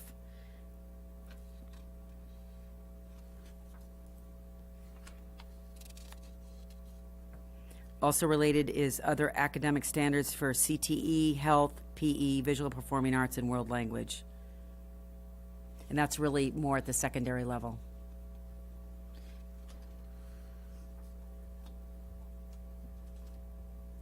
And I asked Jamie to do this since I was not here. Rate the district's success during the 15-16 school year at engaging in the following activities of teacher and school administration. So she said we're at the exploration and research phase for identifying professional learning needs of all teachers and individual teachers.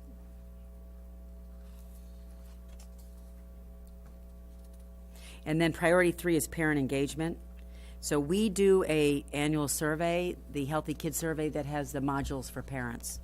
So you'll see in this priority 3 parent engagement, the next slide will show you the results of parents' response to school-home communication questions, students making academic progress, teachers and staff caring about students, and parent participation.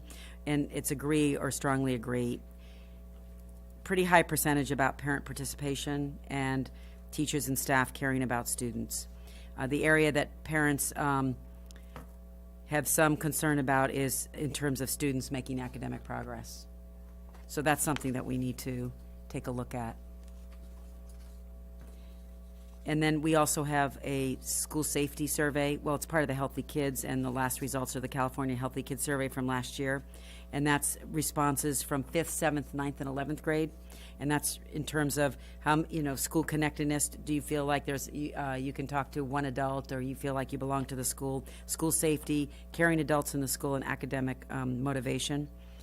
And again, middle school and high school, yes, that is a concern of ours.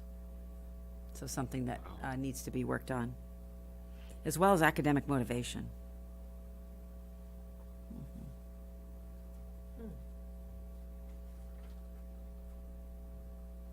You see, most of them feel connected to school and safe in school, but It's last year's data? last year's data. So you can see there's some work that needs to be done in school climate, as well as motivating secondary students. This has gone down. I mean, because if we go back a few years, that's significantly dropped. I do believe I looked at data from a few years ago, especially I was looking at the middle school trends. Yeah, I mean, this is a significant drop. Yes, at the middle school especially. Well, high school too. Was it high I mean, school? I was the focused high on middle school. The high school was much better. I mean, this is motivations at less than 40%. I mean, that's Kind of correlates with the suspension rate. Well, yeah, so perceptive because in terms Yeah. of carrying adults in school and the suspension rates in the middle school, yeah. I think that's interesting. And it's all related to school climate and a positive school culture. I know that I think we're required to do this Yes. every year. And in terms of your experience from an administrative point of view, do you find this state dashboard helpful, or what do you think it's going to help us show? Or Well, I think what's helpful is to look at patterns of the data over time. So what's really helpful is the school climate survey, the parent participation survey, getting feedback with the surveys. That's helpful. And then in terms of the dashboard, what's really helpful is with the assessment data, they actually rate whether or not you're making progress. So we know we're not making enough significant progress with our EL students. Now the good news is that our graduation rate has increased. So that's good news. But there's significant areas. So in that respect, I think it's helpful district-wide to look at that information. But I think it just it requires school sites to drill down because it was so small that really the school sites really need to be looking at their own student data, monitoring progress over time. You don't wait for this kind of information. you should know that this is already in place just by your daily interactions and be working to change that. And It doesn't, I mean, after being on the campuses for the first few months, I'm not surprised that this data, to me, this data reflects some of the things that I see on the campus. so based on it being sort of a, what do you call it, like a soft skill, or what, it's something that's a little bit harder to measure until you take a survey like this. How do you improve something like that, like school climate, or not school climate, but the feeling that they have caring adults, and what was the other one?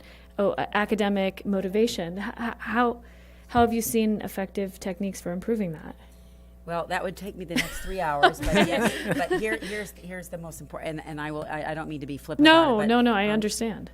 that's what I'm expecting the middle school and high school principals when they come with their plans to Okay. show us what they're All going right. to do, because Okay. they're there working with their teachers and their parents and students, so they know that that's an area that they need to show, is to provide some specific programs and activities and how they're going to work differently to improve that. So, for example, a step in improving a positive school climate for students is to involve the students, engage the students in leadership, and ask them, what are the rules going to be in our school, and what are going to be the consequences we don't follow the rules, and what are the expectations in terms of how we're interacting with each other. I mean, very kind of simple classroom management, school-wide positive behavior interventions. Right.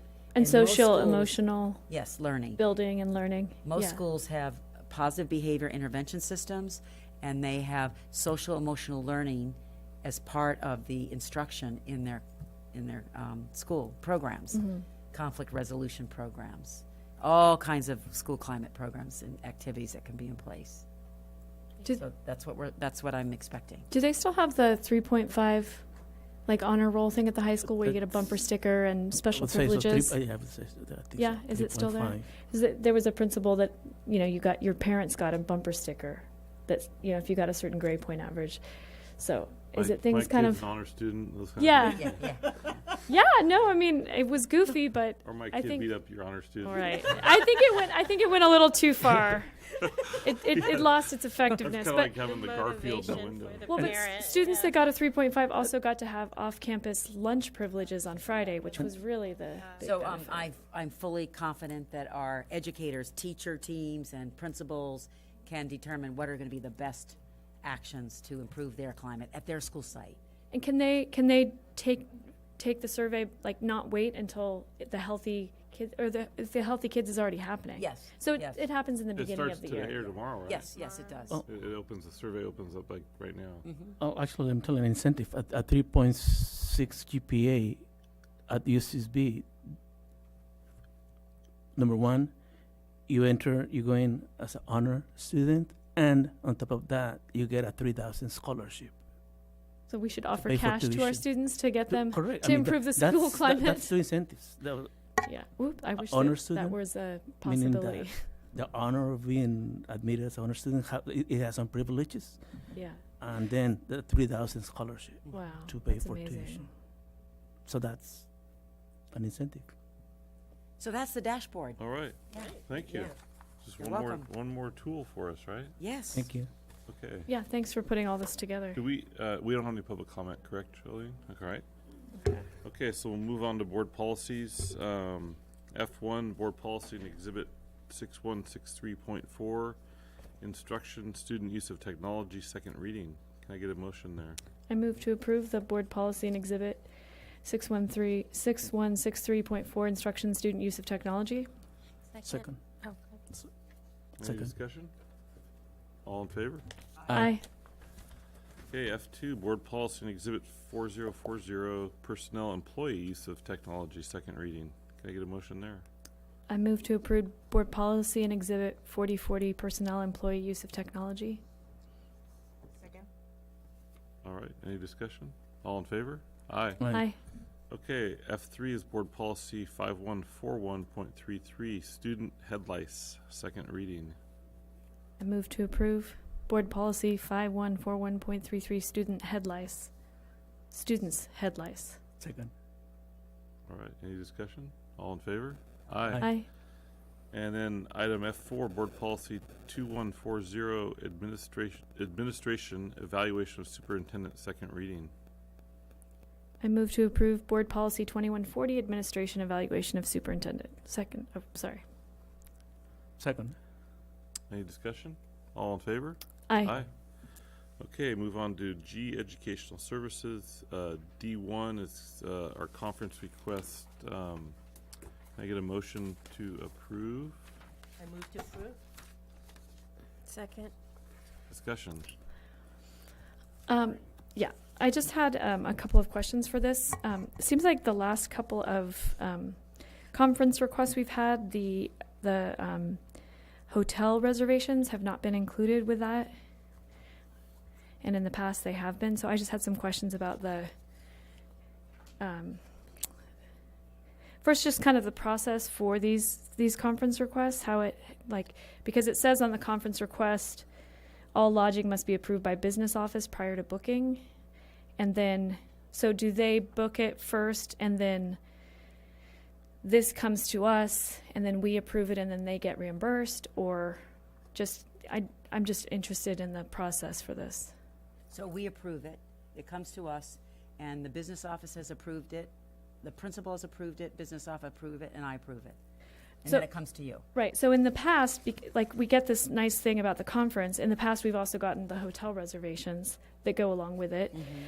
Because right here, just getting the lodging amount, we don't necessarily know the per night amount, And so- especially okay. with regard to people. And it says December 10th through 11th. Well, are they staying one night or are they staying 2 nights? They're staying 2 nights. 2 nights. So No, it's actually February 26th to the 28th. Are you? They're talking about. there's 2 different conferences. Oh, okay. Yeah. All right. Right.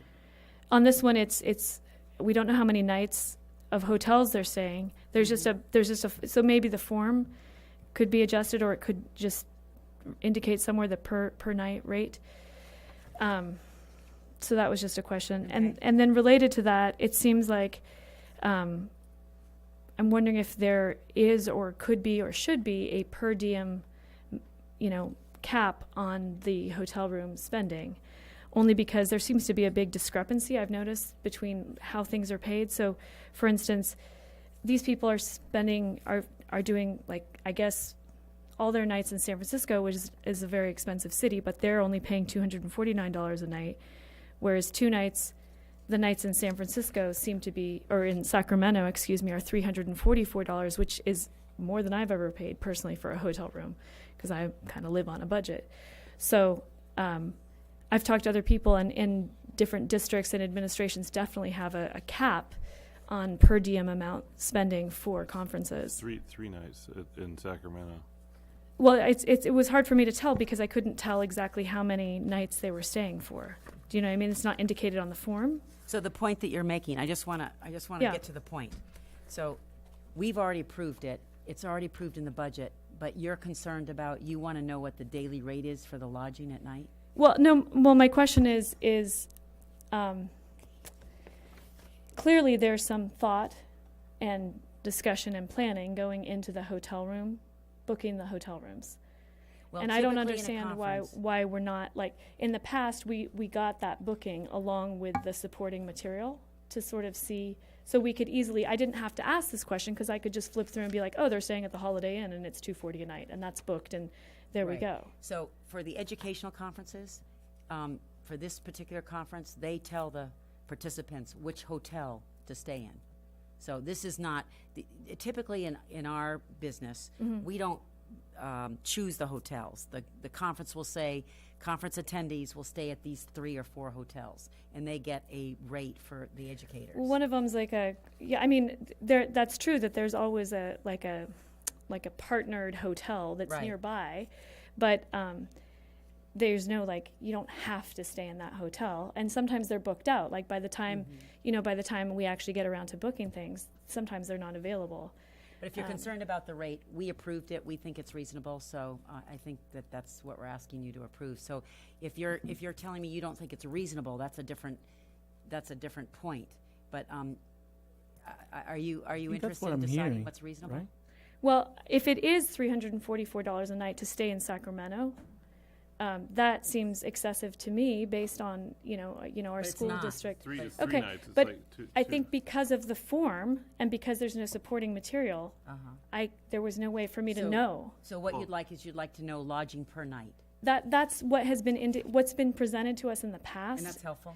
And I think it's what, if we're saying to the public, we're going to send these people up wherever and have them stay in hotel rooms, we have to be able to, clearly somebody is booking the room and approving the district to pay some amount for some amount of nights.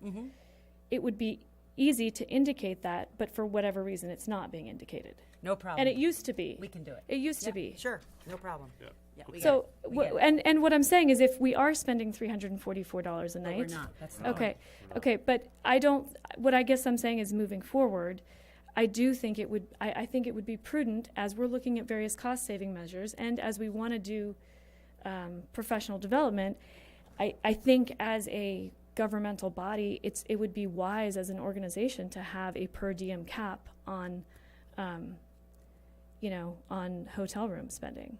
That's just my feeling. I think it's something worth looking at and looking and seeing how other districts do it. So, my I think the problem with that, Maureen, would be that, say you have a conference in Sacramento or San Francisco with a per diem cap of, or a hotel rate of averaging about $300, $250, $300 a night during conferences. That's usually what the rates are. But then you have a conference, say in, Bakersfield, and you can get a hotel room for, $80 or $90 a night. Does that mean that person has the latitude to go out and spend the $250 a night if we put a cap? I think we have to leave it to the discretion of the staff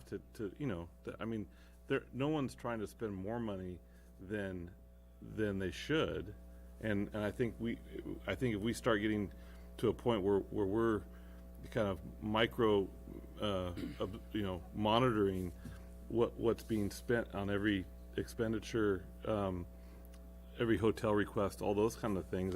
I think we need to rely on our staff to be responsible and professional in the way they act. Well, we also have the board also has a certain amount per year to go to workshops and correct, and pay for hotels. district? I think, what is it? Yeah. Well, when we adopt the budget, we adopt a line item of travel and conferences. And in that lump sum, the staff makes the decision of How it's how to allocated. allocate that. Yeah. Yeah. I'm sure they would want to maximize their dollars. So So more I'm sure make they it a more are conference. self-monitoring. Well, part of this was Measure U, and so I think it clearly indicated that the money is coming out of Measure U, and even more so. I don't think that when the public approves funding, no one wants to hear that their taxpayer dollars are going towards, hotel room costs that are not reasonable. I'm not saying that these are not reasonable. I'm just saying that I think that the tax. Hold on. You're referring that though. Because I didn't understand how much was being paid per night because it wasn't indicated anywhere. Well, it's easy. I mean, you have how many nights they're going to be there. So how much are they 26th, spending in 27th, Sacramento? 28th, 26th, 27th, 28th. So 3 nights, $688 divided by 3, Mm-hmm. and you get about $228 or Okay, $29. but without any supporting material, you know what I mean? Like this form is clearly we made this form, so it's easy to alter this form I think to say. you've given staff What I'm saying is, direction is if yeah, But we're spending a lot of time on this.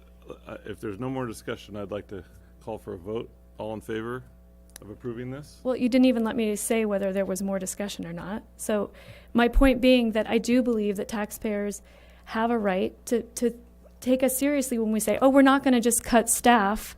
If there's a budget crisis, we're going to But this look has- this- at spending caps at everything. And I do think, But your inference, Maureen, is that staff isn't already doing that. no, That's what you're inferring. no, I'm not. I'm saying I misunderstood based on the material given to me. I misunderstood how much was going to be paid on a hotel room. So I misunderstood that, Okay. and I made a mistake. And I wouldn't have made that mistake if I had received, if in this document there had either been an indication of what was being paid per night, or just the hotel room This would've been a reservation really easy would have phone call included. to Maureen or Diana before this meeting. So instead of criticizing me in a public meeting, Andy, I think the point I'm trying to make, and this is my point, which I think everyone else has heard, which is that I believe that a spending cap, a per diem cap on hotel rooms, it could be $500, would be, I wanted to know whether we had that, and I thought it would be a prudent fiscal gesture. And also, I wanted to know, as someone who is trying to be attentive to our finances, what the $688 was going towards. I wanted to know that information. I got that information, and I simply said if the form was changed or the supporting information was expanded, then I would have that information. I think we can easily resolve it by indicating on the form the cost per night. I think that would be a simple yeah, solution. very simple. Okay, all in favor of approving this? Aye. Aye. Aye. Okay, move on to H, business operations, facilities, and warrants. We're being asked to approve the warrants for the period of October 14th through November 3rd, 2017, in the amount of $313,137.96. I move to approve. Second? Any discussion? Yeah, I just noticed that there was a change on the warrants. I have a few questions, and I apologize for not getting these out sooner.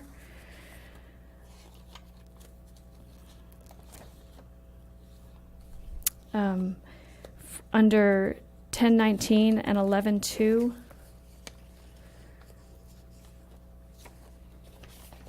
as always, I'm just mentioning the expenditures for Ernest Kai's, which this time seem to be 100 more? yes, more, and also broken out in a different way. I'm not sure why. So I just wanted to find out a little more about that. So it's 900 on the 1019. It's 950, and then it's broken into 3,800, and then it's broken into 475, and then it's broken into 2375. All of which add up to 7,600, which is what we seem to be paying him on a bi-weekly basis. That's what we owe him. But based on then, his contract. it's different for 11.2. Correct. So I was just wondering, like, why? I don't know that, and I will have to ask the Measure U team. I have a question. I've got to ask this.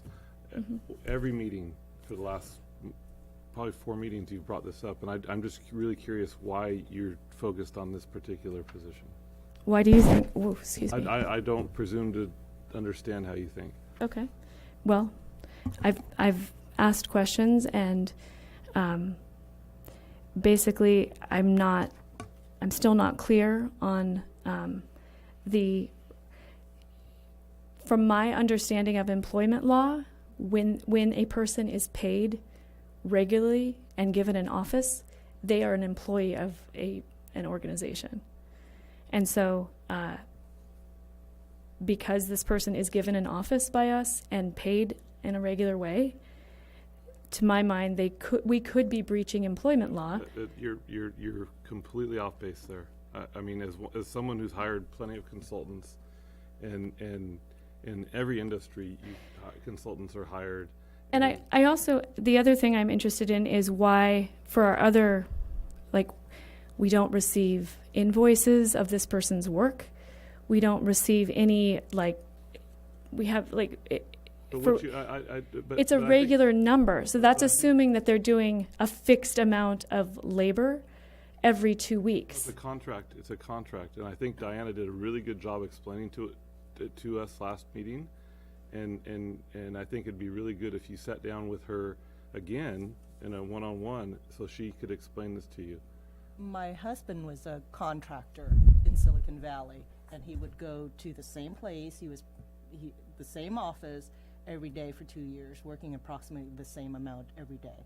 So that is something that is very, at least in Silicon Valley, daily occurrence. Did he read California State's website on employment law and go, there's a simple checklist, which you can I do. believe the So I company- think- You can I go believe through the the simple company checklist. hired Tell the him has- conversation. I think what really needs to happen is, I think we can work together, and we'll call the Division of State Architects and have them explain to you why we have this consultant and what the contract is and what the cost is, what the charge, because I think that'd be really helpful. Well, and I think again, it's a place where I have been in public, and I've had someone approach me and say, you know, I was doing some work for the district. I encountered this person. What is their job with the district?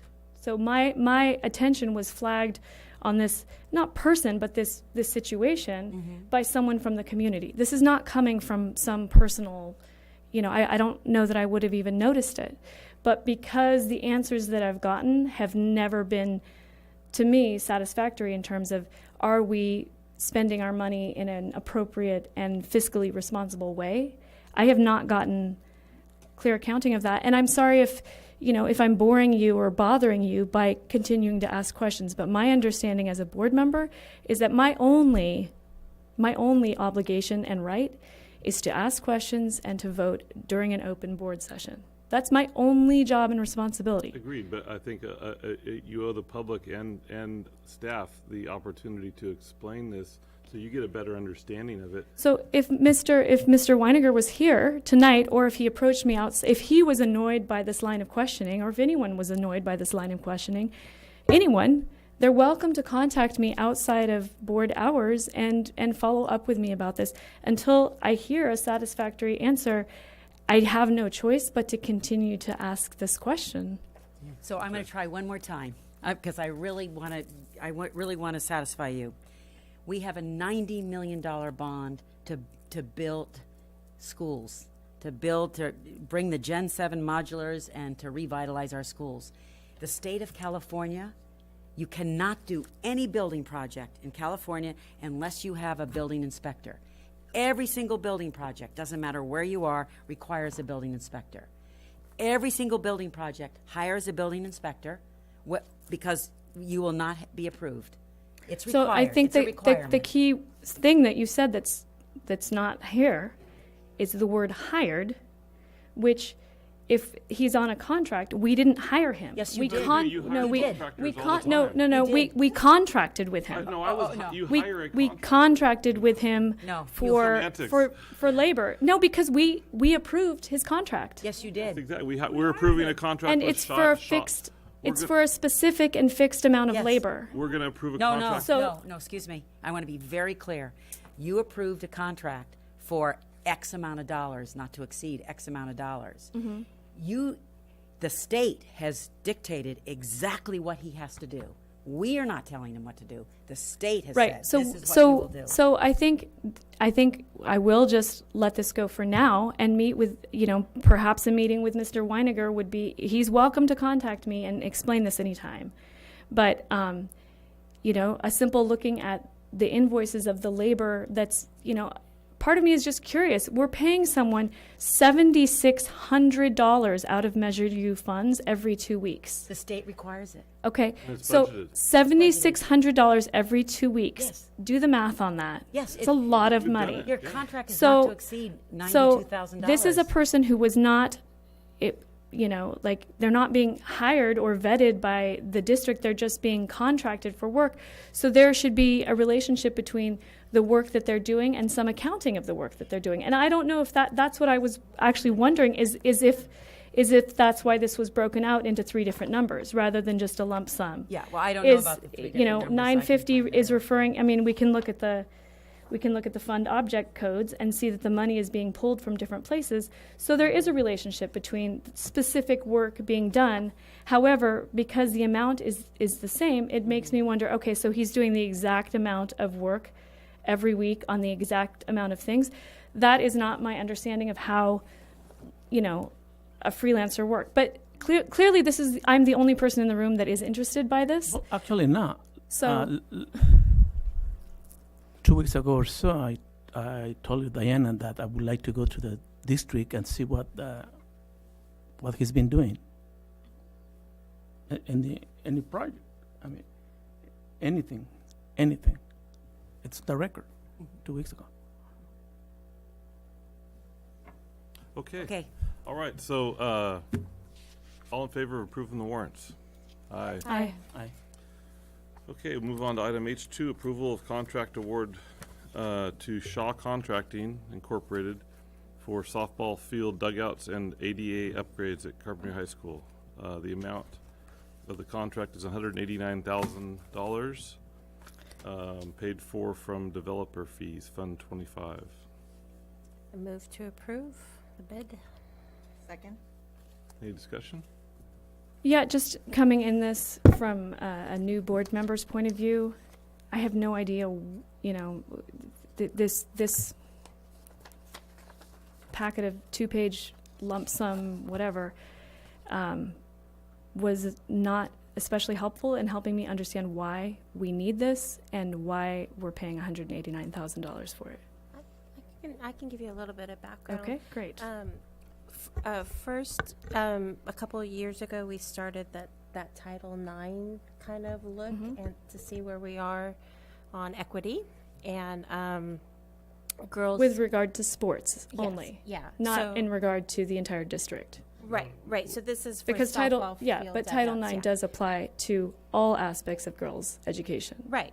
But so that kind of started the conversation, and then the girls' softball field really didn't have any dugouts, and so there was some local fundraising done, and then work was done without it going through kind of the process that we've been talking about, the bids and the inspectors and all that.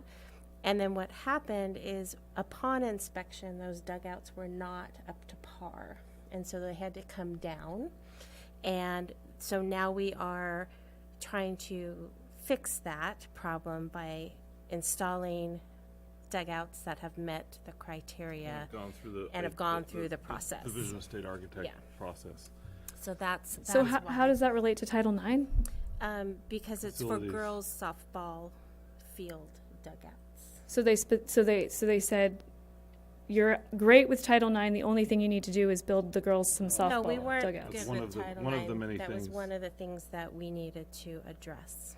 Okay, and Because the facilities has to be. Equitable to like the boys baseball. oh, I understand that, but you do understand that Title IX is not just related to sports. No, I totally understand. Yeah. I'm just So when saying you that say it- Title IX was done, it was only with regard to sports. No, so it was just something that we were doing as a preliminary kind of proactive. It was proactive. There but was the no pre- Also complaint. commitment to the Yeah. community that raised funds to do this. You- So you- we got funds from you- the community, Yeah. but the project that was underway couldn't pass, but we still owe it to the community. To But what I'm saying is that the Title IX, it wasn't a Title IX review. It was a Title IX sports for girls review. That's the one that the coaches came and gave the I brought review. up Title IX because it plays into But that's one the of our coaches that decisions. came in and their Title IX sports committee. Is that what you're talking about? No, maybe I should say this happens simultaneously with the Title IX report, but We hired a consultant to do a review of our Title IX compliance. And this is one of the areas where we were found in need of, that we needed a little bit of help. And But so that was the report. That was presented to the board, to all of us, the coaches that A came and review gave of the their report, yeah. presentation. I don't remember them saying specifically that the dugouts needed to be yeah, they did. rebuilt. They did mention that in their report. And this has been we've talked about this last year. Mr. Winnegar's brought this to our attention. No, I know several we've times talked because about the dugouts, but I've never gotten the complete history on. The question I have written down is, why are these needed now? we made a promise don't have 'em. to the softball. Well, there's a lot of girls-related sports activities that are, that are not. Coming to a fruition now, Right. but this has been how Well, there- many years? there- has least this- there's many things that are going to be happening in Major U projects. You know, the locker rooms are going to get upgraded. The weight room is going to get reconstructed. There's several things that are there's several things that are related to Title IX that were referred to in that report, I mean, in general, we looked good, but there were a few areas where we needed a little help. I just don't remember them talking about the dugout specifically, but that's fine. And then the $189,000 just seems an insane amount to me, but Well, we did do it for cheap, and that was torn down. no, we actually did it without any permitting. It sounds like that was the problem. Well, Not the cost, but the permitting, the lack of permitting, the lack of, There were no Proper plans. They process didn't go through our followed. process. It didn't go through any process. So, And this is out of developer fees, which is a designated fund, correct, Maureen? the fund is designated for what? It's collected from developers for what? Facilities. And what percentage of the fund is the $189,000? Like, how much do we have in that fund year to year to use?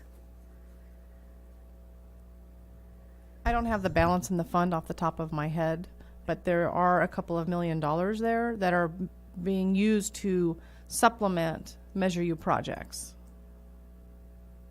That's been presented both in, I think, a couple of different Measure U presentations. Right. Well, I mean, again, I think some of this background as a public record would have been helpful to have just, one paragraph summarizing why well, this there- project was there's- needed now. there's Would have been several helpful on reports this. that we've had on this. No, but I mean, in terms of now we're actually trying to decide on whether to approve an $180,000 project. Well, we approved the design. So you're saying it wouldn't have been helpful for you, Andy, to have one paragraph of information background on this project? But right at this point, no, because I already have background. That's good.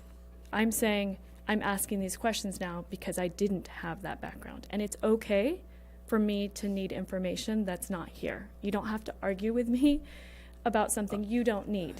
Okay, let's just vote. Yeah. All right. All in favor of approving the contract with Shaw Contracting? Aye. Aye. Aye. Any opposed? Okay. Move on to Measure U. Approval of change.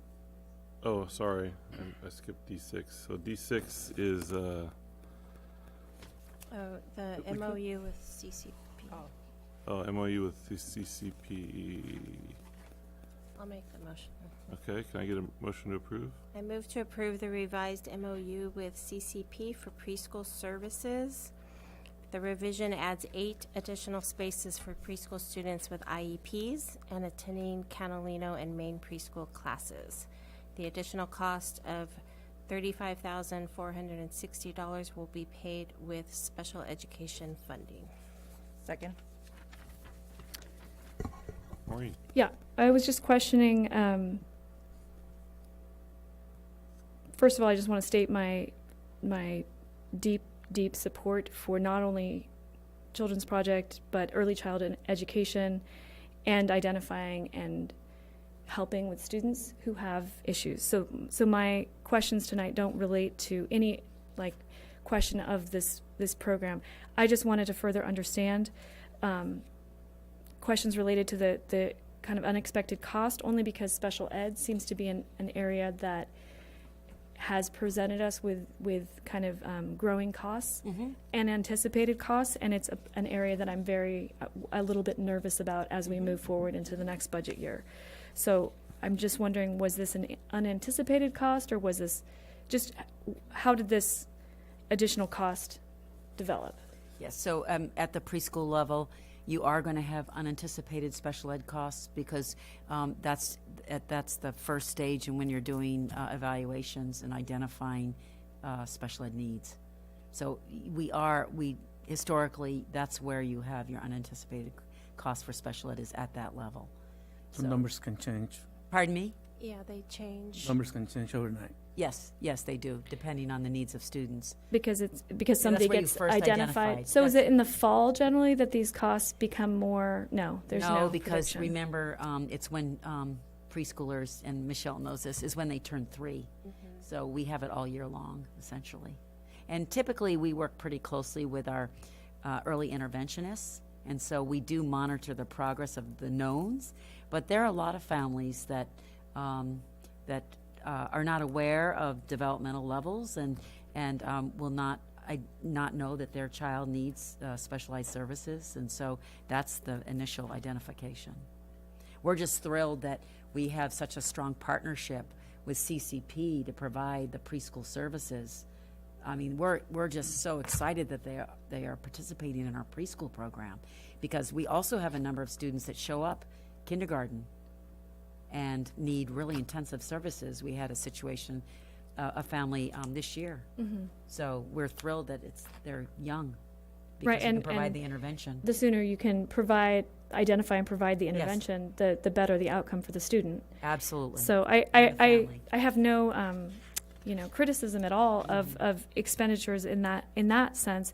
Only just wondering, and I guess we are now being mandated to provide preschool to students with IEPs. Yes, That's from 3 up, yes. and that's a district Cost responsibility. and responsibility, Okay, yes. and is that based on a new law or just No, okay? The district has actually always been responsible for that from birth to age 21. Okay. But historically, in the past, many districts subcontracted basically Oh, with okay. County Office of Ed, and their overhead was just so astronomical. So these 8 spaces, if they were with SBCEO, sorry if you're listening, but would be like double that.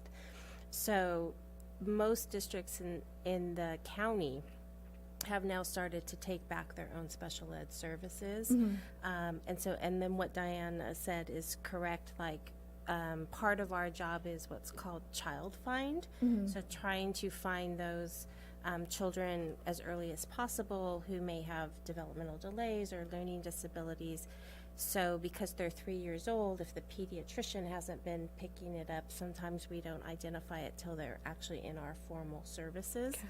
And just in terms of purchasing preschool spaces, since CCP is now gone nonprofit and not part of our district anymore, we're basically reserving those spaces, Right. which costs about $4,200 per child per year. Okay. So as those children maybe meet their IEP goals, which Yes. is always our intent, their funding stream would maybe move to something else, which would free up spots. in Right. another So from special year ed to team. year, Yeah. we're like kind of estimating the amount of students we're going to have. Some years there's going to be more, and we're going to have higher than anticipated costs, and some years Yes. there could potentially be less. Yeah. Okay, that And makes we base sense. those projections on annual trends. We look Historic, at historic right, trends. okay. But, yes. So that was the change. Okay, thank you. That's all I needed to know. Okay, all in favor of approving the MOU with CCP? Aye. Aye.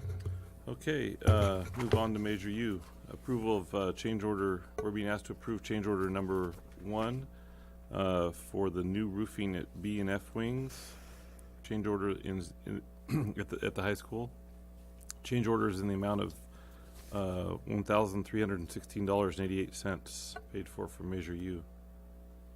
Move to approve? Second. Any discussion? All in favor? Aye. Aye.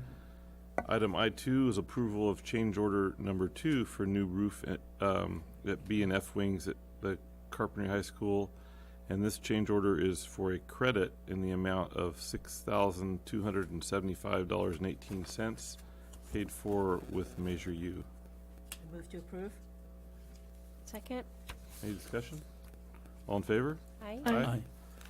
Okay, move on to J, personnel, and the summary. Can I get a motion to approve? I move to approve. Second? Maureen, discussion? Yeah, there's just there's a position that is being changed here from Chief Business Officer to Assistant Superintendent of Business Services. Is there an associated cost with that? Or So, increase in that, with that position? Yes, so let me give you some background. Historically, the leadership team has always had an assistant superintendent of business services in Carpinteria, because that position not only is responsible for financial aspects of the district, but is also responsible for transportation, food services, technology, And in our case, these years and moving forward is really assisting with facilities because Mr. Winiger, as the facilities director, spends most of his time on Measure U, so assists with the direct support of facilities. So those kinds of responsibilities are more in line with an assistant superintendent of business services. I can't explain why. I don't know, because historically I don't know why the last 2 years it was changed to a chief business officer, because that doesn't really reflect the work that's being done. So so that's why I'm making the recommendation, and the additional cost of $13,000 will be borne by the special grants and programs, will not be out of the operating budget, because the responsibility of the after-school program grants and funding, as well as Title I, Title II, Title III, that's all now in the Business Services Office. We do not have a director of special programs. We do not have a director of after-school program, which historically this district had. So this position is assuming all those responsibilities, and that is more than a chief business officer. Right. I totally see where you're coming from. I think just in this climate of budget tightening that we're approaching, I'm just worried that creating a new higher paid position that then must be continued in perpetuity is not a great way to signal to the community that the district is serious about, really, really having to make the tough decisions ahead that we're going to have to make. And I'm worried too that commitment then locks us into, a higher wage that then will be continued, like I said, in perpetuity. So my issue is not, I totally understand what you're saying. I'm just very nervous about creating a new, more highly paid position at this point that then will have to be continued and included in ongoing budgets when we're already looking at some very tough financial decisions ahead. So it's not a new position. So historically, we never had a CBO. We always had an assistant superintendent of business services, and With the higher salary. with the higher salary, and we when we had one of our previous superintendents wanted to reconfigure her administrative team, the board gave her the latitude to do that as she saw fit, and but I think it's evident in the job description that everything that Maureen's doing is far in excess of what the chief business officer job description is. So I think the fact that the money's coming from grants, not coming from general fund, and that this is not a new position. This is historically we've had an assistant superintendent of business services at a higher salary. I just think it's a natural considering all the extra work that's going into the position right now. And we don't have a director of special programs nor a director of after-school program, which we're taking on those responsibilities. Yep. So that's kind of replaced it. I just think if you asked anyone that worked in this small district if they were being stretched thin in terms of their job duties and expectations and all the hats that we ask our employees to wear without the assurance of a raise or a new job title that has to be continued, everyone is working very, very hard across many levels of employment, and we're still going to have to come back to them and say, and we may have to cut your position entirely or your salary or your hours. And I think in that spirit, I can't support an increased position for anyone at this point across the district. Okay, all right. All in favor of approving the personnel summary? Aye. Aye. Opposed? Nay. All right. Abstain. You abstain? Okay. Move on to board communications. Rogelio. Oh, yes. Actually, let's see, I have four issues, 4 points. One, I would like to see improvement on the suspension rate. That's one. Number two, improve math and English language scores. That's number two. Number three, improve the. Oh, this is well. Look at this. There's no one there. They're gone. I would like to improve the administrators' attendance at school board meetings. The whose attendance? Administrators. Yeah, actually, They were here. I know, but basically they're not here. Well, no, that's not their responsibility. I asked them, they've been working since 6:30 in the morning. I asked them not to attend the board meetings. This is my job. It's not my leadership team job. I am responsible to be at board meetings. They have been working all day. I am not going to ask them to come to board meetings. Sorry to disagree on that, but I think that we are all here, all of us, for the kids, correct? We're doing it for the kids. So I would like to see, I mean, Are you from inferring time to that time, the principals are not here for the kids? they're not here. I mean, they only show up when they have a presentation to make. Yes, I invite them to the board meeting. They are not responsible to attend any board meeting unless I invite them. And I'm only going to invite them when they're presenting. I think that they should invite them more often. Okay? That's remember at the workshop that we had the district. That my opinion, it's my opinion. Mm-hmm. My point of view is my point of view. You might have a different one. I have mine. Okay. Also, another thing. You didn't see it last year, but there was a tug of war between the board and the union. I mean, for heaven's sake, let's not have it. Let's not have it again. Let's not have it again. Get out your gloves. It's a nightmare. Believe me, it's a nightmare for months. And that's where I can see coming. So, I mean, let's work together. What does it take? You just take, this is what it takes. It takes an approach to work in a positive way. Otherwise, it's a tug of war. So let's improve that relationship. I mean, common sense says that. So that's what I would like to see, a better union board relationship for the benefit of everybody. Great. That's it. Thank you. Those are good. That's a good. Thank you. I appreciate that. Thank you. Jacqueline. Yeah, just highlight some students' activities. Summerlin kids, 4 or 5 kids, went on Astro Camp, which is a science camp in Idlewild. And I'm just going to have to give props to Ms. Nicole Hughes. Yes. I help out logistically with the planning some of the logistics, and every year I come to her, and her eyes light up.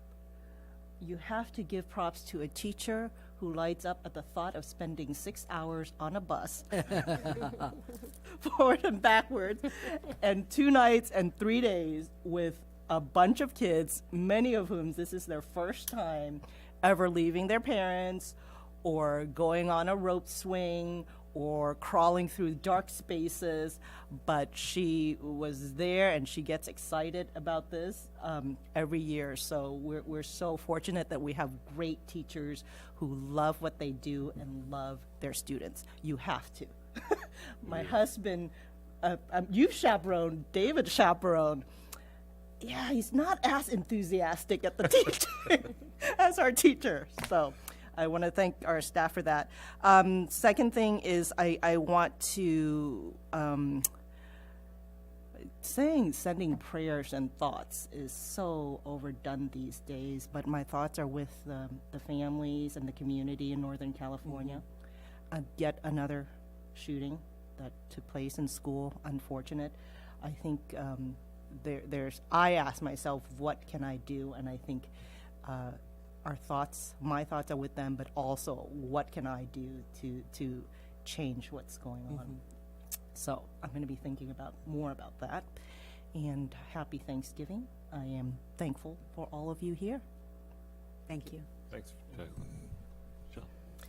Yeah, so I wanted to mention that I've received, I think my fellow board members have also received some emails recently about the use of Maine and the Carpinteria Children's Project, and that we probably need to have an open discussion about that. And it just reminded me that the Maine project is now at its 10-year anniversary, and we do probably have to bring back to people's memories why decisions around that campus were made, partnerships that have been happening, the goals of that project. And it's actually good timing for future agenda items to have Maria Fisk come and give our latest KSEP scores, but also to highlight again how many services are used by all our students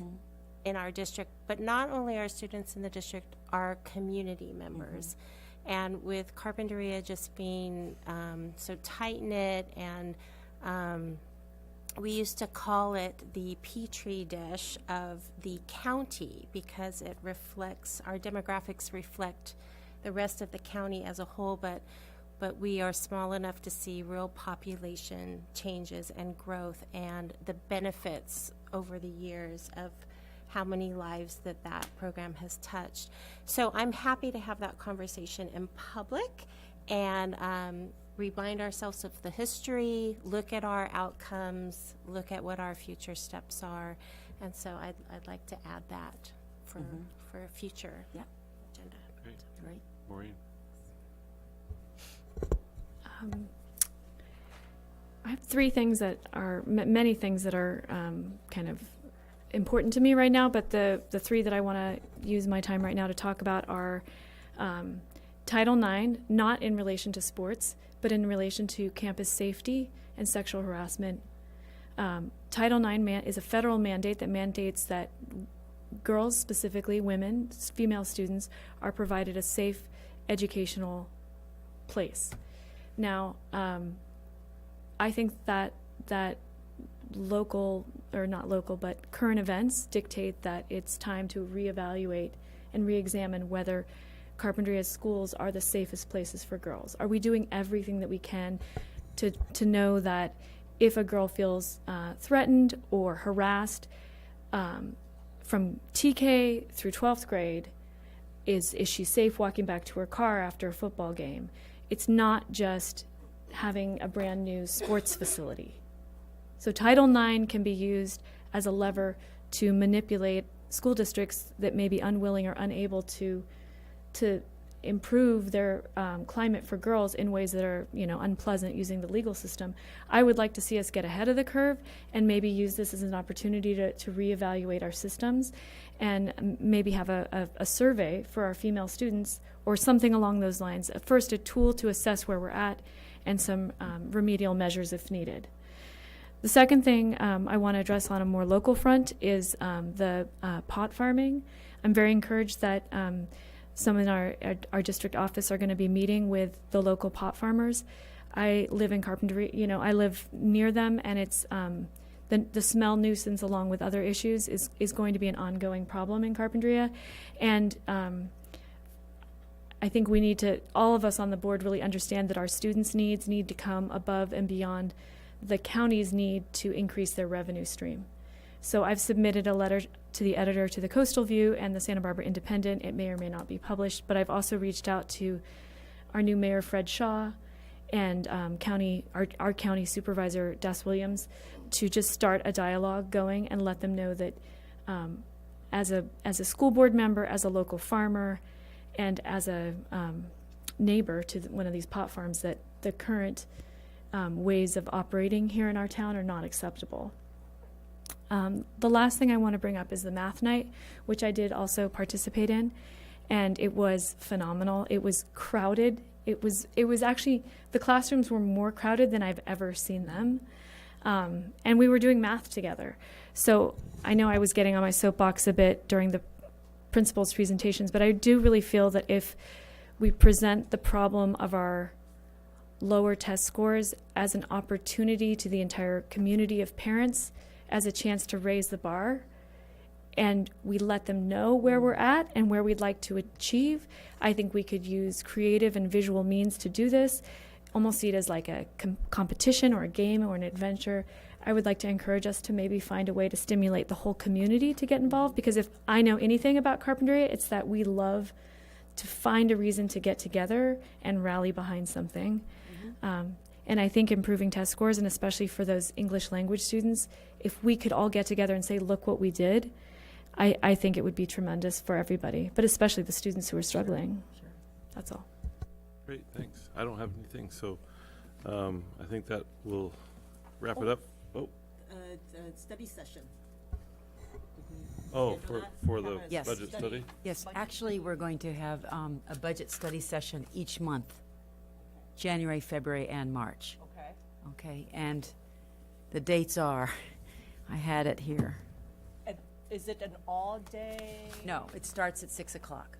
It's Oh, it's in a the evening. yes, it's a public I see. budget session. I think it's like Is it the one on January 16th? I think it's like January 21st, February 20th, and March 20th. Give It's the exact January 30th, February 21st, and March 21st is what I believe it is. Let me Okay. look on my calendar. Is that right? I think that's right, yeah. January 30th. So 6 o'clock. So it's one Tuesday night and two Wednesday It's nights. on there, yeah. Yes. So- Oh, I misread that. I thought we get to choose one. No. No. We're going to. I Each get hour. it now. No, All it's gonna right. be all 3 fun days. So could I just add that in this season of Thanksgiving, I just want to thank each and every one of you for serving on the school board and serving your community so well, but most importantly, for inviting me to join and lead the schools. I am truly blessed. I have enjoyed every single day, and I know I'm going to enjoy each day moving forward. I have a wonderful team. We have wonderful families. We have wonderful students, wonderful teachers and staff, and you are all fabulous. So thank you so much. I feel so grateful. So thank you. Thank you, Diane. Right back at you. Thank you. Right. All right, we're adjourned. Thanks.